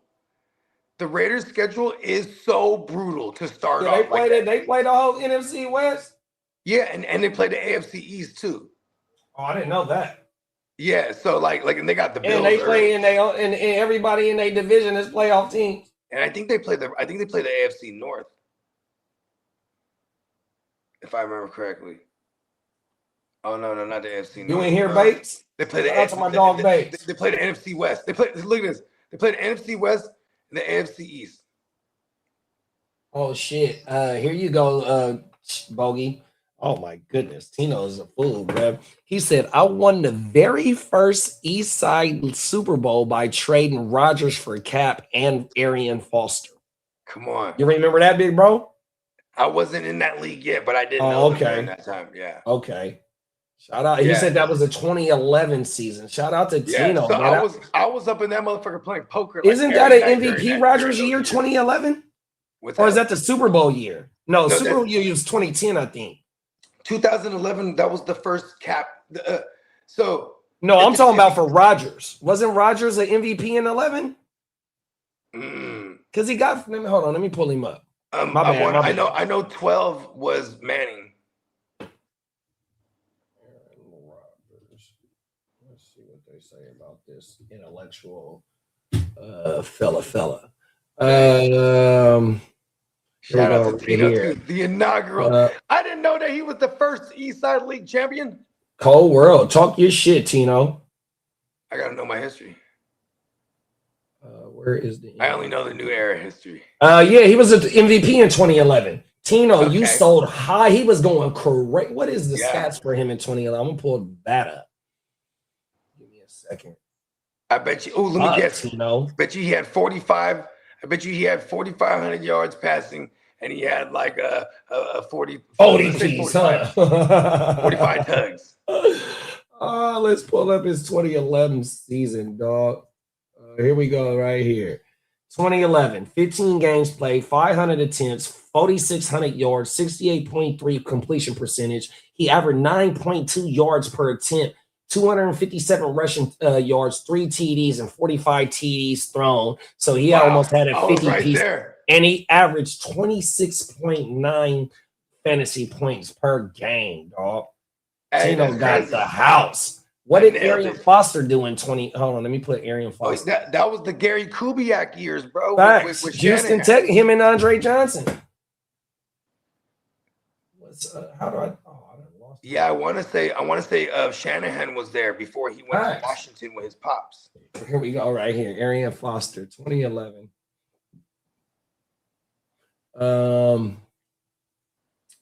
2011, he was 13 games played, 278 rushing attempts, 1,224 yards, 4.4 per attempt, 53 receptions, 617 receiving yards, and 12 total touchdowns with 23.3 fantasy points. He got Aaron Rodgers straight up for Arian Foster, and then he was able to get Kaepernick in 2011. Let's go to Kaepernick's numbers. Oh, Tino, use a cold motherfucker. Yeah, that was the rookie year. That was the rookie year, or not the rookie year, the sophomore year, right? No, was it? I don't think Cap was in the league yet. Was it? Yeah, that's Harbaugh days. 2011. Oh, you're right. So this was here we go. Oh no, so 2 games played, 5 pass attempts, 35 yards. He don't even got no rushing yards. So that wasn't the year. So that was his rookie year. Yeah, he didn't start until the because Alex got concussed, and once Alex got concussed, he didn't give the job back. Yeah, they're waiting to go. They're waiting to make a switch because they give our offense explosivity. You know what I mean? Yeah, his second year was 13 games, 218 pass attempts, 1,800 yards. 1,814 yards, 1,814 yards passing, 62.4 completion percentage, 8.3 yards per attempt, but he had 415 rushing yards with 5 TDs, 10 passing TDs, and he averaged 13.6 fantasy points. He was kissing the bicep. Right. Facts. Then he only had 5 rushing TDs. It's funny because in my mind he had like 20. Yeah, he was going crazy though. He was going crazy. It was exciting with the pistol offense. Yeah, but see, remember, 12 was our loss to New York. 13 was the Super Bowl season, and then 2014 was the loss to the Seahawks. Yeah, and those years are because we're in the new year already. So the 2012 season was the loss in the Super Bowl, but that was in. Yeah, because old boy caught the concussion. See, the 13 season or the 12 season, I think, is when we went to New England. and he destroyed New England in the snow. And we went on to the Super Bowl that year. He destroyed their ass. I remember that game like it was yesterday, bro. He hurt Randy Moss in that game. He hurt. Yeah, because he only throw fastballs. Yeah, and so Randy Moss had his shit wrapped up throughout the whole offseason. You know what I mean? Just because Captain just throws a cannon. That's it. One speed. In 2014, he had 639 rushing yards, 19 passing TDs. Yeah, he was on a little bit of a I'm an actual QB tear.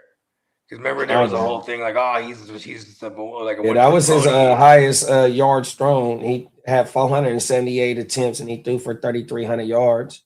The thorn in our side for Kaepernick and Harbaugh was that Seahawks team. He was a 4,000 total yard season that year, 2014. Yeah, he had the 3,400 passing and the fucking whatever 600 rushing.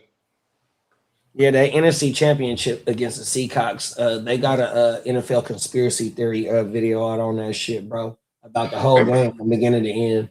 Remember, we split with them that year in the regular season, and I remember hosting that game at my crib. The second one, where it was in Candlestick, and we beat them by a field goal. You know what I'm saying? But then, like, you know, because this shit, they were just they had our number, bro. You know what I mean? Those games were always for close. Sure. I mean, you remember Thursday night in Seattle? That was the Vernon Davis game. Come on, cold world, right? And they hated Vern. But they both was hitting though. Like that was a snot knocker game. Every time they got together, dog, 100%. I mean, physicality was like the way they described 100%. Even the Rams were nasty back then. They had a young Aaron Donald. Just all the defense, even Arizona's defense, they had Bruce Arians, and then Todd Bowles was the DC. Like that, all the defenses were nasty in that division. Yeah, we had Fangio. Fangio was cold. Yep, Fangio, cold motherfucker, bro. Everything. Tino said, remember he was MVP. MVP Rodgers, and then he remember Kaepernick running. Foster was cooking that season though for sure. I mean that 1-for-1 for Foster for Aaron for Rodgers that canceled the trade out right there. And to get Cap was taking snaps at the goal line with Smith. I remember that like it was dude still in his job. Come on now. And Harbaugh drafted Brett in the second round. That was another thing that the right one's on the wall for Alex Smith. You're almost done, bro. 1 month from tonight, Thursday, August 6th, the Pro Bowl Hall of Fame game. Oh, the Hall of Fame game, Panthers versus Cardinals. Okay, shout out to Ears. Always working, man. Oh, my mama. Let's see if we can wrap this news up. Where we at? Titans wide receiver Calvin Ridley was limited during off-season workouts. OG know what he's doing. You know, he's probably an 8-year vet by now. You know, he's trying to skip out on the off-season work. He probably trying to skip out on a little bit of training camp too. Come back week 2, week 3, right before that shit end. Oh, everything. Browns tight end Harold Fannin Jr., undisclosed, remained active throughout the offseason rehab. Okay, I wonder why his injury is undisclosed. 4 weeks until football. I can't wait, big bro. Facts. We here. Everybody that's hyped up about their teams in Dynasty, we about to see what them bitches is about here pretty soon. Oh, my mama. Player news. Let's see if there's a player news drop. Extension, free agency, pause. Yeah, let's just fuck it. We're gonna keep it rocking. Player news and rumors. 49ers Mike Evans reportedly dominated the red zone drills and OTAs. Yeah, for sure. He's gonna make it a whole lot easier for everybody on that offense to get busy in the red zone for sure. I just hope that we spend a lot of time in the red zone this year, fully healthy. Facts. Mac Jones could become a trade target if another team loses a QB. Yeah, I would believe that for sure. And you know, today's prices and yesterday's price as well, if that happens. Hopefully that doesn't help I mean, hopefully that doesn't happen this year, even though I am a Niner fan and I would love to get the highest of the highest compensation for Brad right now. But, we are invested in a lot of these 30 and we are invested into all 32 teams as fantasy football degenerates. So we don't want nobody to go down on everything. Rookie tackle Monroe Freeling working on both tackle spots. Where did Freeling go? To the Panthers? Oh, yeah, it says that. Panthers rookie tackle. My bad. Can't wait to rock with my lawyer Tino soon. Talk that shit. Cowboys, Tyler Smith could be moved to left tackle if needed. They got some problems on the offensive line. Tino in the building. What's going on with the offensive line in Dallas, big bro? Then it says the Raiders, Jalen Naylor projected as a WR2. That motherfucker is projected as the WR24. He can explode to be a WR20, but I don't see him cracking in them teams 100%. And there's opportunity for him too, because all they got is you're the best around and nothing. Every time. I don't think they're going to keep you around. For real, bro. I mean, you know what's crazy? Naylor is the dart throw that could be like the cheap, greasy money. You know what I mean? Because I agree with you, because I got him in the next gen, even though I just traded for AJ Brown. And shout out to McGoobs for our doing business. Yeah. Our first trade talks was involving Naylor, 100%. So once he countered with Perkins from Atlanta, I'm like, oh hey, fuck it. He's in my taxi spot. He ain't gonna boom this year, and if he do boom this year, he ain't gonna boom like motherfucking AJ Brown. So yeah, I'm running that shit. Yeah, come on. I was able to keep Jalen. So good looking, bro, and I was able to keep Jalen Naylor just in case. If the shit that you throw at the wall do stick with, bro. Come on. Oh man. Next piece of the news is let's go back real fast. Okay. Mac Jones could become a trade target if another team loses a quarterback. Yeah. So like, i.e., one of the hitter teams. You know what I mean? Because like for example, if God forbid anything happens to like Lamar again, right? You know what I mean? A contending team, Super Bowl playoff team. But yeah, and this would probably, I think this would be like a right out the gate thing. If someone got hurt like preseason or they got hurt early on, and you know what I mean? Then I feel like that. But even worse, if we're getting towards the trade deadline, and then one of these contending teams gets hurt, their starter gets hurt. You know what I mean? Right. Then boom. Like for example, I don't know, like Minnesota. You know what I mean? Like say they're in the mix. Boom, Kyler goes down. They're like, fuck JJ McCarthy. Go give me Mac Jones. You know what I mean? So Shanahan, he's prepared for this moment because he took Curtis Rourke and redshirted him. You know what I mean? I don't know if he placed him on the practice. No, because he was hurt. They didn't have to place him on the practice roster. Oh, my mama. And then they activated him, later on in the year for him to be able to become part of the 53, if I'm not mistaken. Yeah, so he can get the proper rehab and all that. So, bruh, Shanahan is preparing for this moment. We just don't know what Curtis Rourke for him to do, but we're finna see him in preseason this year for sure, big bro. Do you remember how we got the Brock? So, we had the Brock on the roster, obviously, fucking Mr. Relevant. At the time, we had Nate Sudfield? Probably was Sudfield. Yeah, so it was Sudfield, and then you had Jimmy and you had Trey, who were already locked in as the 1 and 2, right? It was Trey and Jimmy in that order, right? As Trey was the 1, and then Jimmy's the 2. So they're like, okay, we only had 3 preseason games, so we see Lance in the first one. They're like, okay, with Jimmy, he has this ankle, so we're not gonna see any Jimmy. So then week 2 of that preseason, we're going into Minnesota, and it's a big deal for Lance. He wants to play because this is his favorite team growing up. I think he's from that area somewhere, if I remember correctly. Either way, that was his team for sure growing up. So even they're like, and Shanahan's like, no. We need to see Sudfield and Purdy more. You know what I mean? So they had Sudfield start that game. They had Purdy play out the rest. And then they were so impressed with Purdy, they're like, all right, we need to see more of this Purdy kid. You know what I mean? Because they were so like, Shanahan was so emphasizing like, I even need my third to be like someone I can count on. And ironically, you know what I mean? He ended up being able to count on Brock down the road. But it started with them choosing the Brock over Sudfield. You know what I mean? They just cut him like, all right, we like this kid, Brock. You know what I mean? And what? That same year. Yeah, Lance goes down like week 2. Then Jimmy plays for like 5 weeks or whatever that is.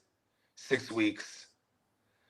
Yeah, when did Purdy Brock, come in? I think Brock played 8 games in 2022. 8 games. Okay, so he came in like week 10 or 11. It was the Dolphins game when Jimmy went down. We were playing against the Dolphins that year. Y'all listening to a walking encyclopedia right here, y'all. But you remember this though, right? No, Jimmy goes down. I don't remember that. I don't. And in comes the Brock. We're like, oh shit! And he just right out the gate starts shredding. Bro. Oh, you know what, big bro? You know what I do remember about that season is the Arizona game, week 2 or week 3. Fucking Trey Lance had like 15 rush attempts and he got hurt that game. Brett crashed him out. Like every time Lance got in, even his rookie season, he crashed him out. It was against the Seahawks, and you know who hurt him? It was Jordan Brooks got in. He was getting in there, and then it was Cody Barton who ultimately got in there and then fucked up Trey Lance's whole shit. You know what I mean? Shout out to the Code Man. Fucked him up, bro. Do you remember when he tried to truck Buda Baker in the Arizona game? Yeah, so that he scored on that play. It was a running play, and he tried to truck him, bro. 2. You're right, because I think week 3 was the Seahawks game, because he definitely went down early. Pause. Yeah, bro. I'm finna pull it up, bro. He had like 15. He had double-digit attempts in back-to-back games. Hey, I'm gonna pull this shit up, bro. Yeah, that was the 21 season. No, 22 season. Yeah, this would be the 22 season. And we can go to his game log. Here we go. Right. Because the first full year as a starter was 23 for Brock, right? Okay, let's go to his second year. Game log 2022. Game logs.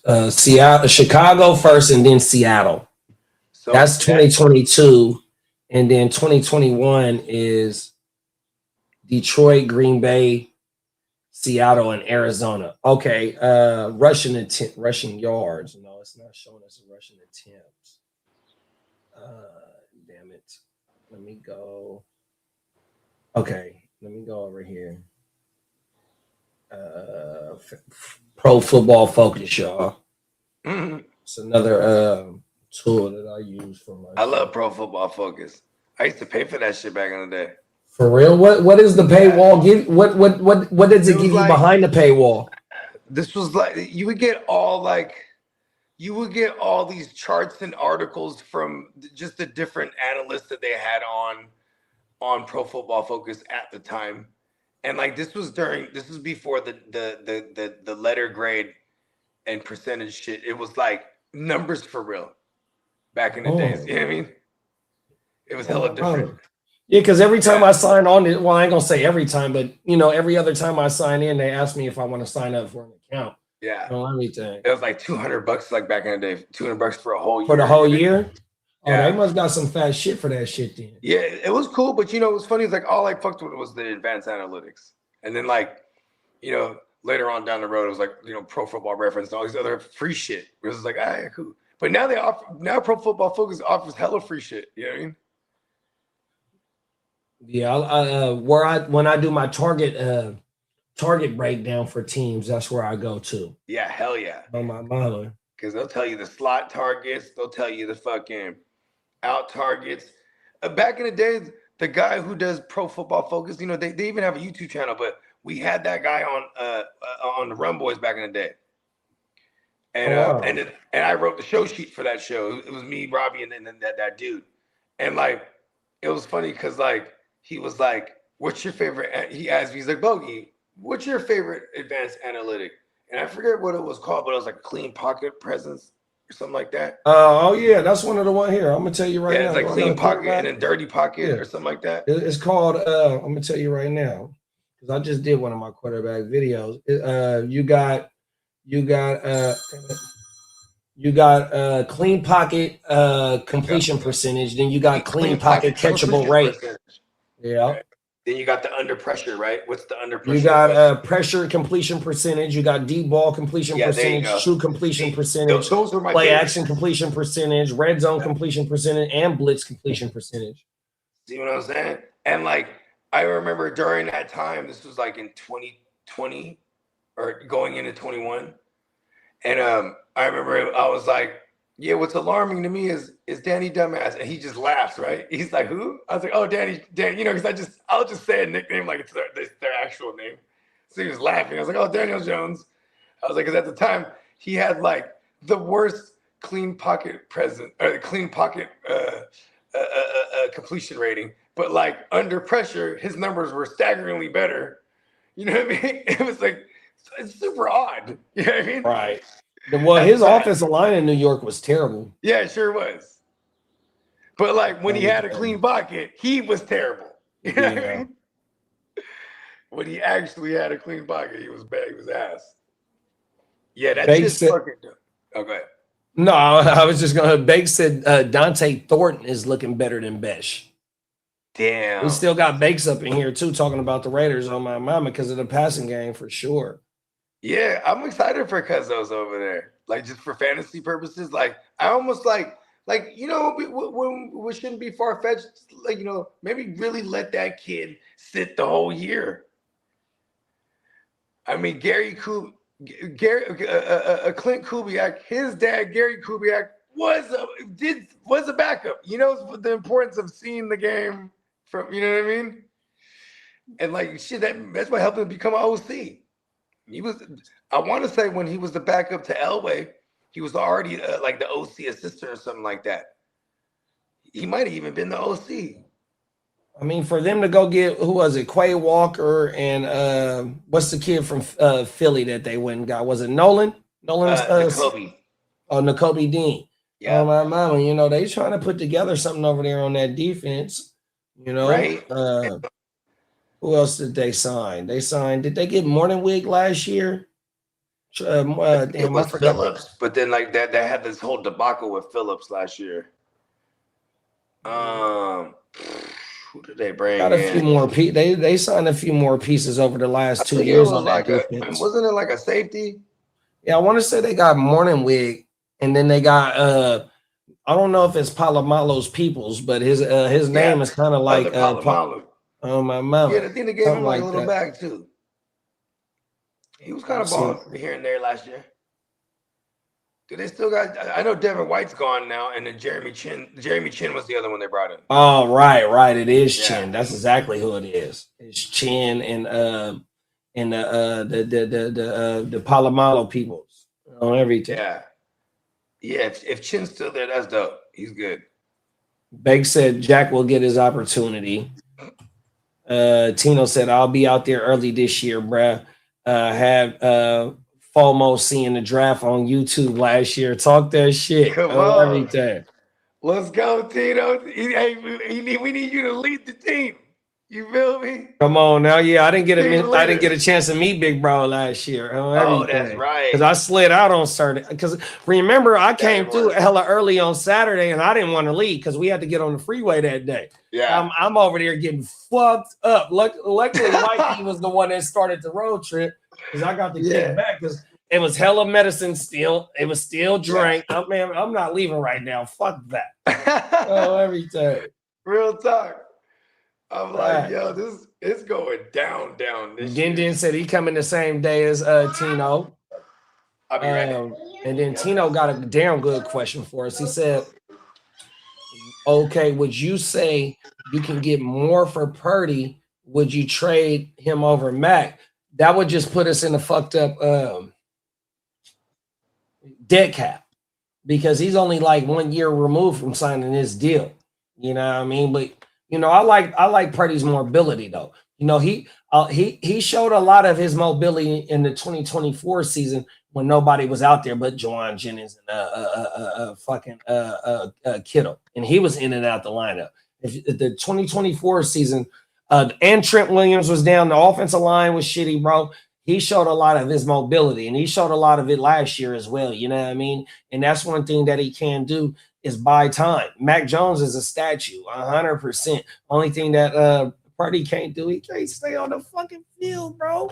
We need 17 games from bruh. If we can get 17 games from bruh, which he played 16 in 2023, that motherfucker was a 4,000-yard quarterback. We ain't had that in a minute. We get a 4,000-yard quarterback with a 1,000-yard rusher, or a combined 1,500 rushing yards, almost close to 2,000 rushing yards from 3 running backs. Hey, bro, that means you got a top 5 offense, in which they had last year, but their defense was a bottom league defense. They had top 5 special teams and the top 5 offense. Bro, they was giving up the Winchell's on defense. And you've seen the last 2 drafts and them trading for one of your players, Tino, like they emphasis is defense as well, 100%. But the substation is what's holding us back. I ain't gonna hold you. It's exactly what it is. No, them is facts, bro. That's exactly what it is. Bro, you had Dre Greenlaw completely dominating the Super Bowl in the first half. And all he doing is celebrating with his peoples. And the substation has far reach. The whole world. Hey, you know what too? I remember, because look, earlier this year, it was the week before the playoffs, where we're about to play the Eagles, right, on the road. But I was in Santa Clara because it was my goddaughter's baby girl's first birthday, right? So we in this thing, it's cracking, right?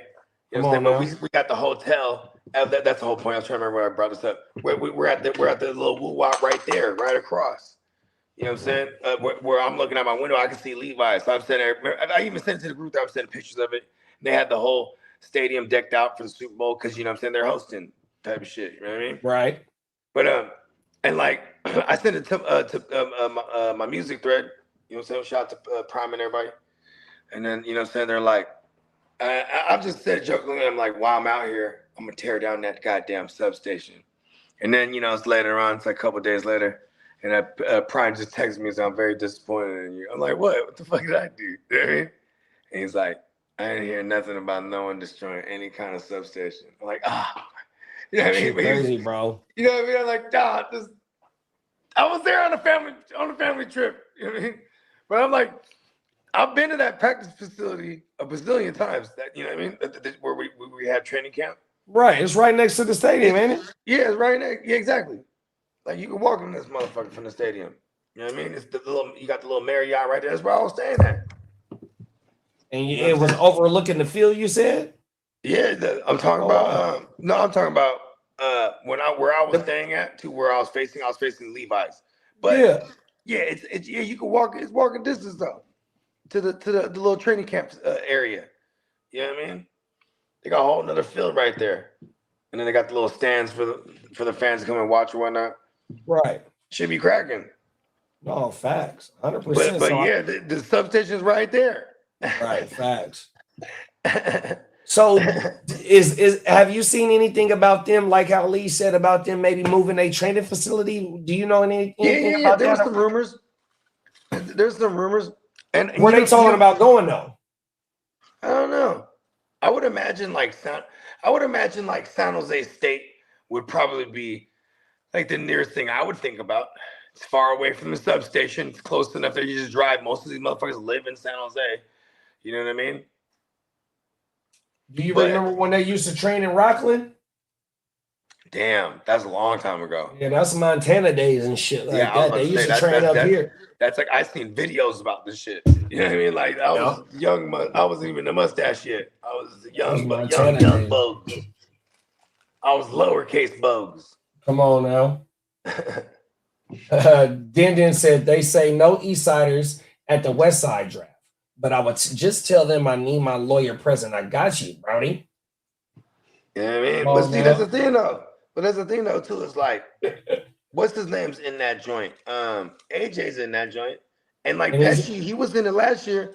Pesci be hella finicky with everything. Because I'm like, listen, you gonna be in it again? But they both in the East Side League too, though? Yeah. AJ and Pesh? Yeah, like Pesh jumped in because we needed a spot. He's like, all right, fuck it, I'll do it. We talked him into it. But here's the thing, too. This year, I'm like, you coming back, right? He's like, I'm gonna be out there. I'm like, well, what's up, dog? You in this thing or what? You know what I mean? Come on, I'm like, man. what's in it, dog? Nah, it's 200, right? I'm like, yeah, because he was also another one who had to chase down. He was paying like, little payments, which is fine. But then he stopped after like $100 worth, and then he gets into the playoffs. I'm like, come on, dog. Then he ends up getting whatever third or whatever. Yeah, he went on a run at the end. The second half the second half of the season to the end of the season, he went on a run. He was doing East Side shit, trying not to pay it. They're like, well, I'm in now, just come on, pay the shit, bro. But yeah, shout out to Pesci. Come on, Pesci man. used to be one of my arch nemesis. Like, he still is in fantasy, but everyone is. But like, he was the op. Because he would always take fantasy banter to like, it's this funk. Fuck that. And he's a boxer and he trains boxing and shit. And he trains other people too. Like, he's a trainer like that type of shit. Oh, wow. Yeah, he dope.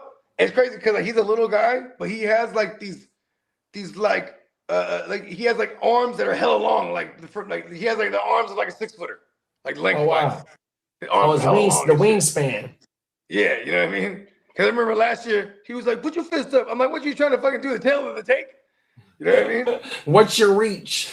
Yeah, you know what I mean. The Hitchner was like, "Oh, okay, this motherfucker got some long ass, friggin' he's dragging his arms and shit." Come on now. He got some long ass arms and some short ass legs. So he's just dragging his shit. You feel me? Shout out to Pesh. No, but Pesh always wanna take it there. He wants to go to 10. You know what I mean?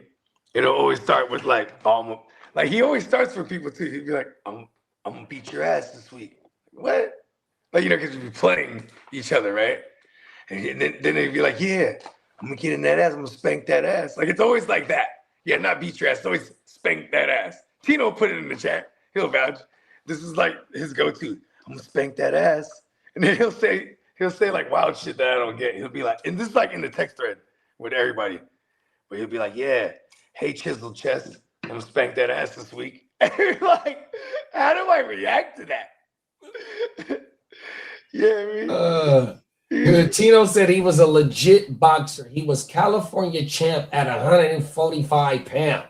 Come on now. And 145 at his height is all muscle. Like, this fool is solid too. Like you know what I mean? Come on now. Yeah, he quick as fuck too. That's why he might lose a debate and then he goes straight to fight. Well, I'll box you. He's like, he's always ready to crash, bro. I fuck with Pesh. Yeah. Go ahead, my bad. No, I'm just saying. I love seeing the evolution of Pesh over the years.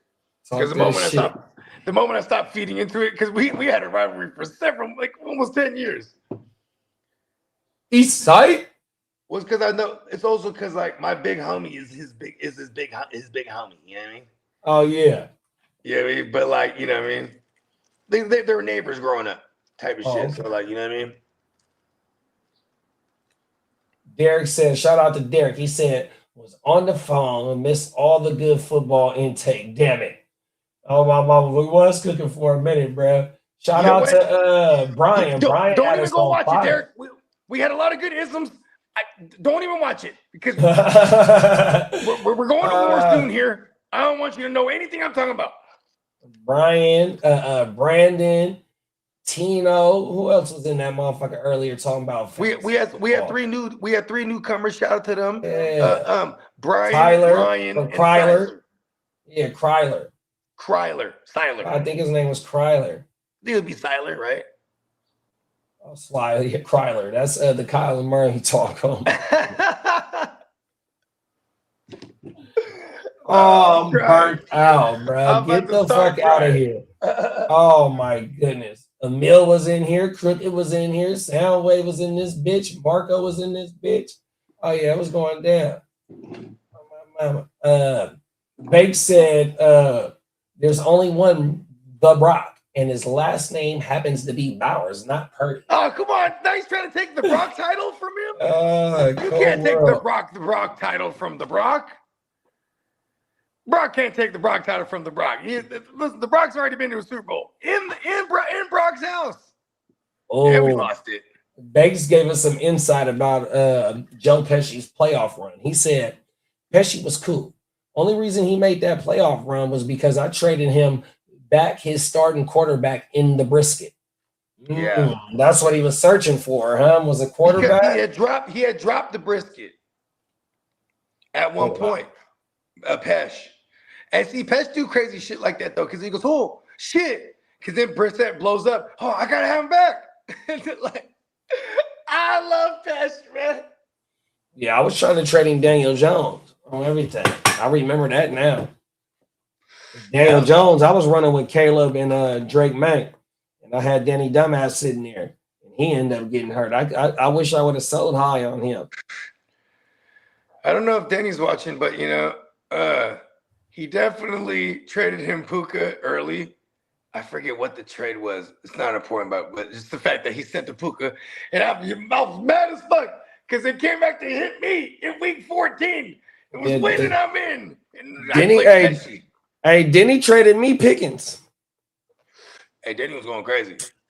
Oh my mama, because I gave him Dobbins. Because I think one of his running backs went down, some shit like that. That was a damn good trade for you. Oh my mama, but that was early though. Yeah, that was hella. That was like within the first 4 weeks, I think. First 5 weeks. I want to say that might have been week 3 or 4. Something like that, bro. Facts. Because then there was little flurries. Trades were happening like flurries in that league. Just doop, doop, they were popping up here and there. I like it. Banks had that shit shaking right out the gate. He was like, listen, I'm about to, you know what I mean? We're about to flip the whole script. Come on now. Yeah, I'm excited. Banks is locked in again. You know what I mean? It's going to be good times, bro. Yeah, we right around the corner. I need to holler at you too, Banks. You know what I mean? You know what I mean? If there's a dish that you want to whip or you let me know, and I'll go get all the ingredients type of shit. If you were down, honestly, we just appreciate him as a guest. He is a competitor too, so he will. You know, you don't have to cook, but that would be dope, right? You know what I mean? Because he's one of them. He's one of them ones. We're gonna have like it's almost like a little mini chef off. It's facts. Hey, but I don't get paid for that shit. My boy get paid for that shit. That's a fact, right? Oh. Well, we need the gumbo. We need the gumbo. He could even just be like an overseer, if anything. Like facts. You know what I mean? Nah, if he want to get down, man, it's we got mansion. Multiple kitchens. Yeah, we got a mansion out there, bro. Oh my mama, we finna throw down, bro. Motherfucker ain't got to leave if they don't want to. So run me down what the shopping list look like for a gumbo pot. For the pot, you need cans of the crab. You need chicken broth. You need all the seasonings. Right. You need so like Old Bays and like Slap Your Mama's shit like that. We need the name brand seasonings is Old Bay and Accent. Other than that, the paprika, the garlic powder. Because the only MSG that goes in there is the Old Bay. Okay. And the Accent. Other than that, it's all paprika, garlic, onion, garlic paste, minced garlic, oregano, basil, bay leaves. Right. Gotta have the bay leaves. What else? We can do onion paste. We can do onion paste. And then after that, right? Yeah, no, on everything. And then after that, then you need the shit for the roux, and then all that. Other than that is then the crab, which we do is we do crab, and then we get these canned crabs. They like $20 a piece, right? But it's all canned claw meat, and so you put 2 of them as well. Then the chicken, the shrimp.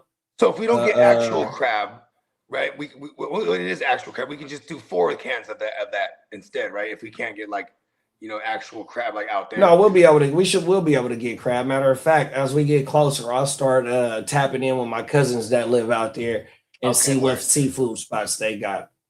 I mean, there is a seafood city, like the Filipino joint. So it's the one out there? Yeah, for sure. 100%. I didn't know that.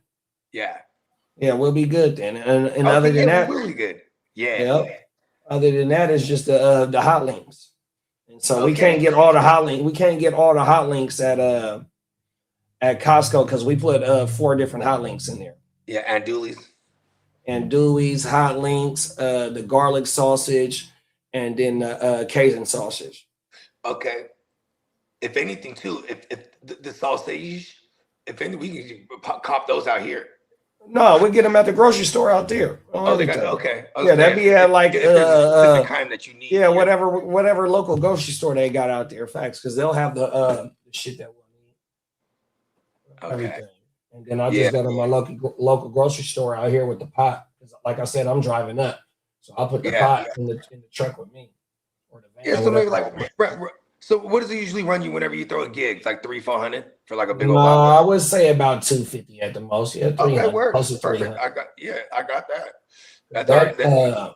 That feeds a party and it's still leftovers. So with the what we're doing, that'll be because if you can get that, we can start prepping. I can even help you prep. We can start prepping up on the Thursday and then have that going. No, them is facts. Do it early morning. Right? That way it's out the way because the prep is the longest thing. Yeah, but we got to deep fry the chicken. You know what I mean? The chicken got to be cooked because I don't put nothing. Only thing that goes raw in the gumbo is the crab and the shrimp. So the sausage got to be sauteed, paused. The chicken got to be deep fried 100%, and then all the vegetables, the bell peppers, the onions, and onions. Crazy. Yeah, I love this. Okay, and then. Because then I even went through the checklist with Kitteh lightweight. It's going to be various meats. He's grilling and smoking all kind of shit. So you know what I mean. Come on now. A lot of chicken on the menu too. You know what I mean. And we're definitely going to have some array of ribs and various tri-tips and whatnot. Yeah, it's going down. Yeah, it's going down. The smoking aspect's going to be dope too, because then Kitteh, he'll be able to get that thing going. And then Bake, listen to this. Bake said, "I'm down to make a tri-tip or a few steaks." See, there it is, right? And that's all at Costco. Yeah. Bakes, when do you come in? You come in Friday? Because then what I'm saying. Because I was going to think because we're going to be there as early as when. And Friday is the draft. And like I said, the draft going to be a bit longer because we got to do the giveaways as well. You feel me? That's what I'm hoping to get more people tuned in because, not only is we drafting, but we blessing the people 100%. And it's going to be multiple angles of the whole house, during the whole weekend. So not only is it a draft house, it's going to be like a damn near content house because we doing shows, we're going to be doing our live shows and shit. Friday is Wake Your Game Up. Thursday, if motherfuckers come in, we could do a Playmakers, at night because we did that live. Oh, we sure is. And the Playmakers, it can just be like reality TV edition. We're prepping food. We show the house, all kind of shit. All the cameras will be placed. That way we can already get the playing with that shit. Pause before the draft. Get all that shit up. So in the Playmakers will be the trial run. My cameraman comes through Thursday too.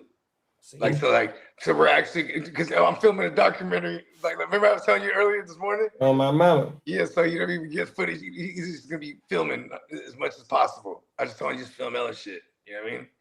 We're gonna fuck around, shoot a couple music videos out there too. Fuck it. You know what I mean? Come on now.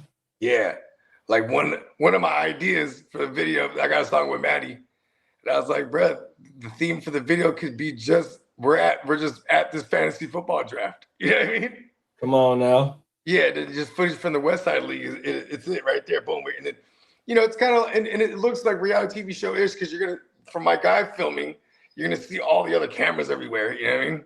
Right. Yeah, that's going to look dope. Because it's like some behind the scenes. The West Side is a reality show. Oh, it's not no draft. That shit is a reality show. Real talk. Bro, we're going to have reality TV show under our belts. That's what I'm saying.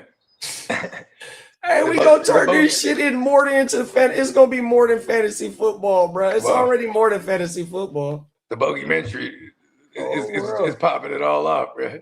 Oh, world, bro. Derek said he can't wait for Vegas. Facts, bro. Right. Y'all ready for Adam to go around asking everyone who they drafted? I'm here for it. Crab is cheap at Costco. Yeah, them is facts too, big bro. Okay. For 4th of July, they had all that shit out on ice, on everything. My wife even sending me pictures with facts. Yeah, we're going to Costco. Bake said he coming in on Friday. Okay, word. Derek said he there on Wednesday. I'm there on Wednesday too. Yeah, so is Tino and Steamboat. Oh yeah, Tino. I'm not sure if you're aware of that. Diamond Joe, he said he's going Wednesday too. So yeah, make sure the 19th is the 19th. So we're going a day early. Come on now. Well, because Tino got comp rooms. You know what I mean? So he's gonna be all right. We're gonna see him every day, but he has his own palace. That's how we was last year. Wifey had a comp room at the Trump. Yeah. He was kicking it in that motherfucker. Everything. Going down, Bake said, I got a butter garlic roasted baby red potatoes recipe. Also some General Tazo green beans with bacon bits. Oh shit. Okay. See, that's a plate that you pay for at a nice ass restaurant. So I'll go get a bag of some baby red skin potatoes. You know what I mean? They got them at Costco. Yep. Bacon, bong, got them at Costco. Yeah, that Costco runs everything. Facts.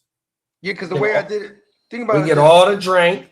We get food from that bitch. We get snacks from that bitch. If they don't have what we're looking for there too, there's a Bevmo, and it's basically Costco prices. You know what I mean? Come on now, Bevmo's my shit. Yeah, Bevmo. Hey, what's the other?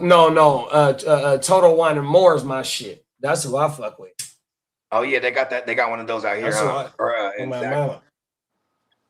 Yeah, they because the way I have it work, everybody threw in X amount, and then I made them throw in an extra 100 each. So now I just boom all that money we're stocking up right out the gate. Boom, food and drinks. Boom, one shot. You know what I mean? Come on now. Right? It's going down. Peacock said, work kicking my ass today, man. Hopefully you get in and get out, big bro. Yeah, hurry up this weekend. Hurry the fuck up. Right? I know. Look. Yeah, but we're on Wednesday Eve. That's how you got to view Tuesday. You're on Hump Day Eve. One more day closer to Vegas, bro. Yeah, come on now. We're just smooth sailing to Vegas. Tino said he's down for whatever. Come on. Then he said, "Are you guys staying in Henderson?" Yeah, at my uncle's house. So we can house like 8 people. So you know what I mean? Just couches. He has some rollaway beds, and there's a few empty beds too. He said he might stay at a casino there in Henderson. Okay. That's what Tino said? Yep. Okay, word. Yeah, perfect. Street Fighter. Right. Peacock said 76 emails down and 17 jobs submitted. Still need 5 more jobs and then 6 more videos. Sheesh. Yeah, you grinding today, big bro. Come on, B. Derek said, the hard work you put in earlier in the week, I would imagine makes the load easier towards the end of the week, right? Hopefully, bro. Yeah, hopefully. And then Derek said, I feel you, Peacock. Work killing me too. And I'm working OT until 6:30. You got a few more hours too. Derek. 2.5. Derek, you know what's crazy is Derek, his boss really be riding him. Like his boss really be riding him. Punk motherfucker. Derek, hopefully he ain't watching. You know what I'm talking about. Yeah, hopefully Brian ain't watching. My bad, supervisor. Cold world. Shit, man. We almost 4 hours in today, y'all. Yeah, we was rocking today, huh? Shit, we could put a ball on this. Oh, Peacock said I got about an hour and a half before 4 p.m. when I take my last hour for lunch and call it a day. Damn, bro. Nice, that's smart. It's like getting off early. He's like, it's my lunch, and then I happen to be off after. That's how it was for my job, because I didn't take no break, so I take an hour lunch, and then after lunch it's only an hour and a half. Oh shit! This should cut me out. Fuck it, take us home. You got anything going out? They hate no big bro. He's got the Matrix. That's what he has. Oh, I see you, big bro. Okay. Back. I got nothing else. Just everybody take advantage of the last couple of minutes of the sale. Will be a little while before we get something else going on that. But neonpeacockmerch.com. Ooh,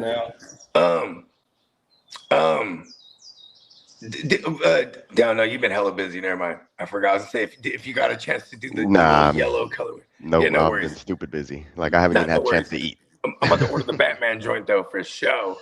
Yeah. I threw that in my car. How long do I got? Like a couple minutes, you said? I don't know. Like I said, you said 5 o'clock p.m. You got 2 hours. Yeah, I got 2 hours. Okay, perfect. Yeah, but there should be a sale coming up. Let me see if I can get the date for you here in a second.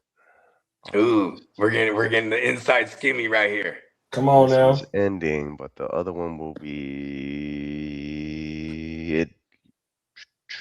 You're looking at about 2.5 weeks from now. We'll have a $12. Okay, not bad for the banger one. We'll have a $12 flash sale on t-shirts. Just the $12 t-shirt sale only. Everything else is still regular priced. So yeah. No hoodies, no 35% off the whole deal. Just $12 shirts. Cool. And then we'll have a back to sale, but that's all the way in August. Back to school sale. Cool. Yeah, and that's when we're getting some hoodies there. Yeah. Let's show. But yeah, take advantage of that. The Batman joint is up there. I also have the Cat of Wall Street, Tom from Tom and Jerry's up there. Yeah, doing his I like thing. that. So got a couple other designs that are up there. Some new ones. Check them out. Good shout. NeonPeacockMerch.com, baby. Gaga. Gang in the building, y'all. Let me see. I got it. Oh, damn it. My mouse tripping. My bad. Oh, shit, cut me out again. My mouse is tripping. I think I need a new mouse.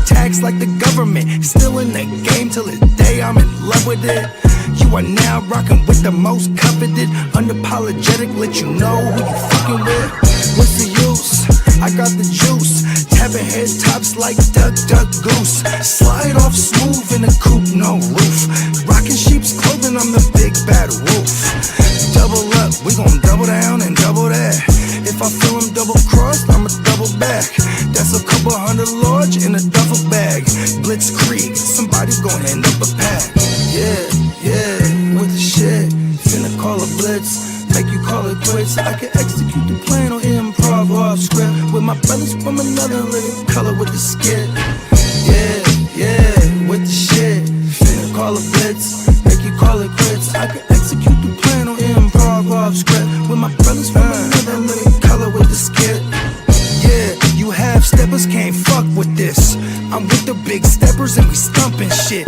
Ice grill, you can feel the momentum shift. Alpha and the Omega, I'm the Genesis. Real savage, go getter. Yeah, I'm getting it. School of hard knock, I'm the mascot flipping shit.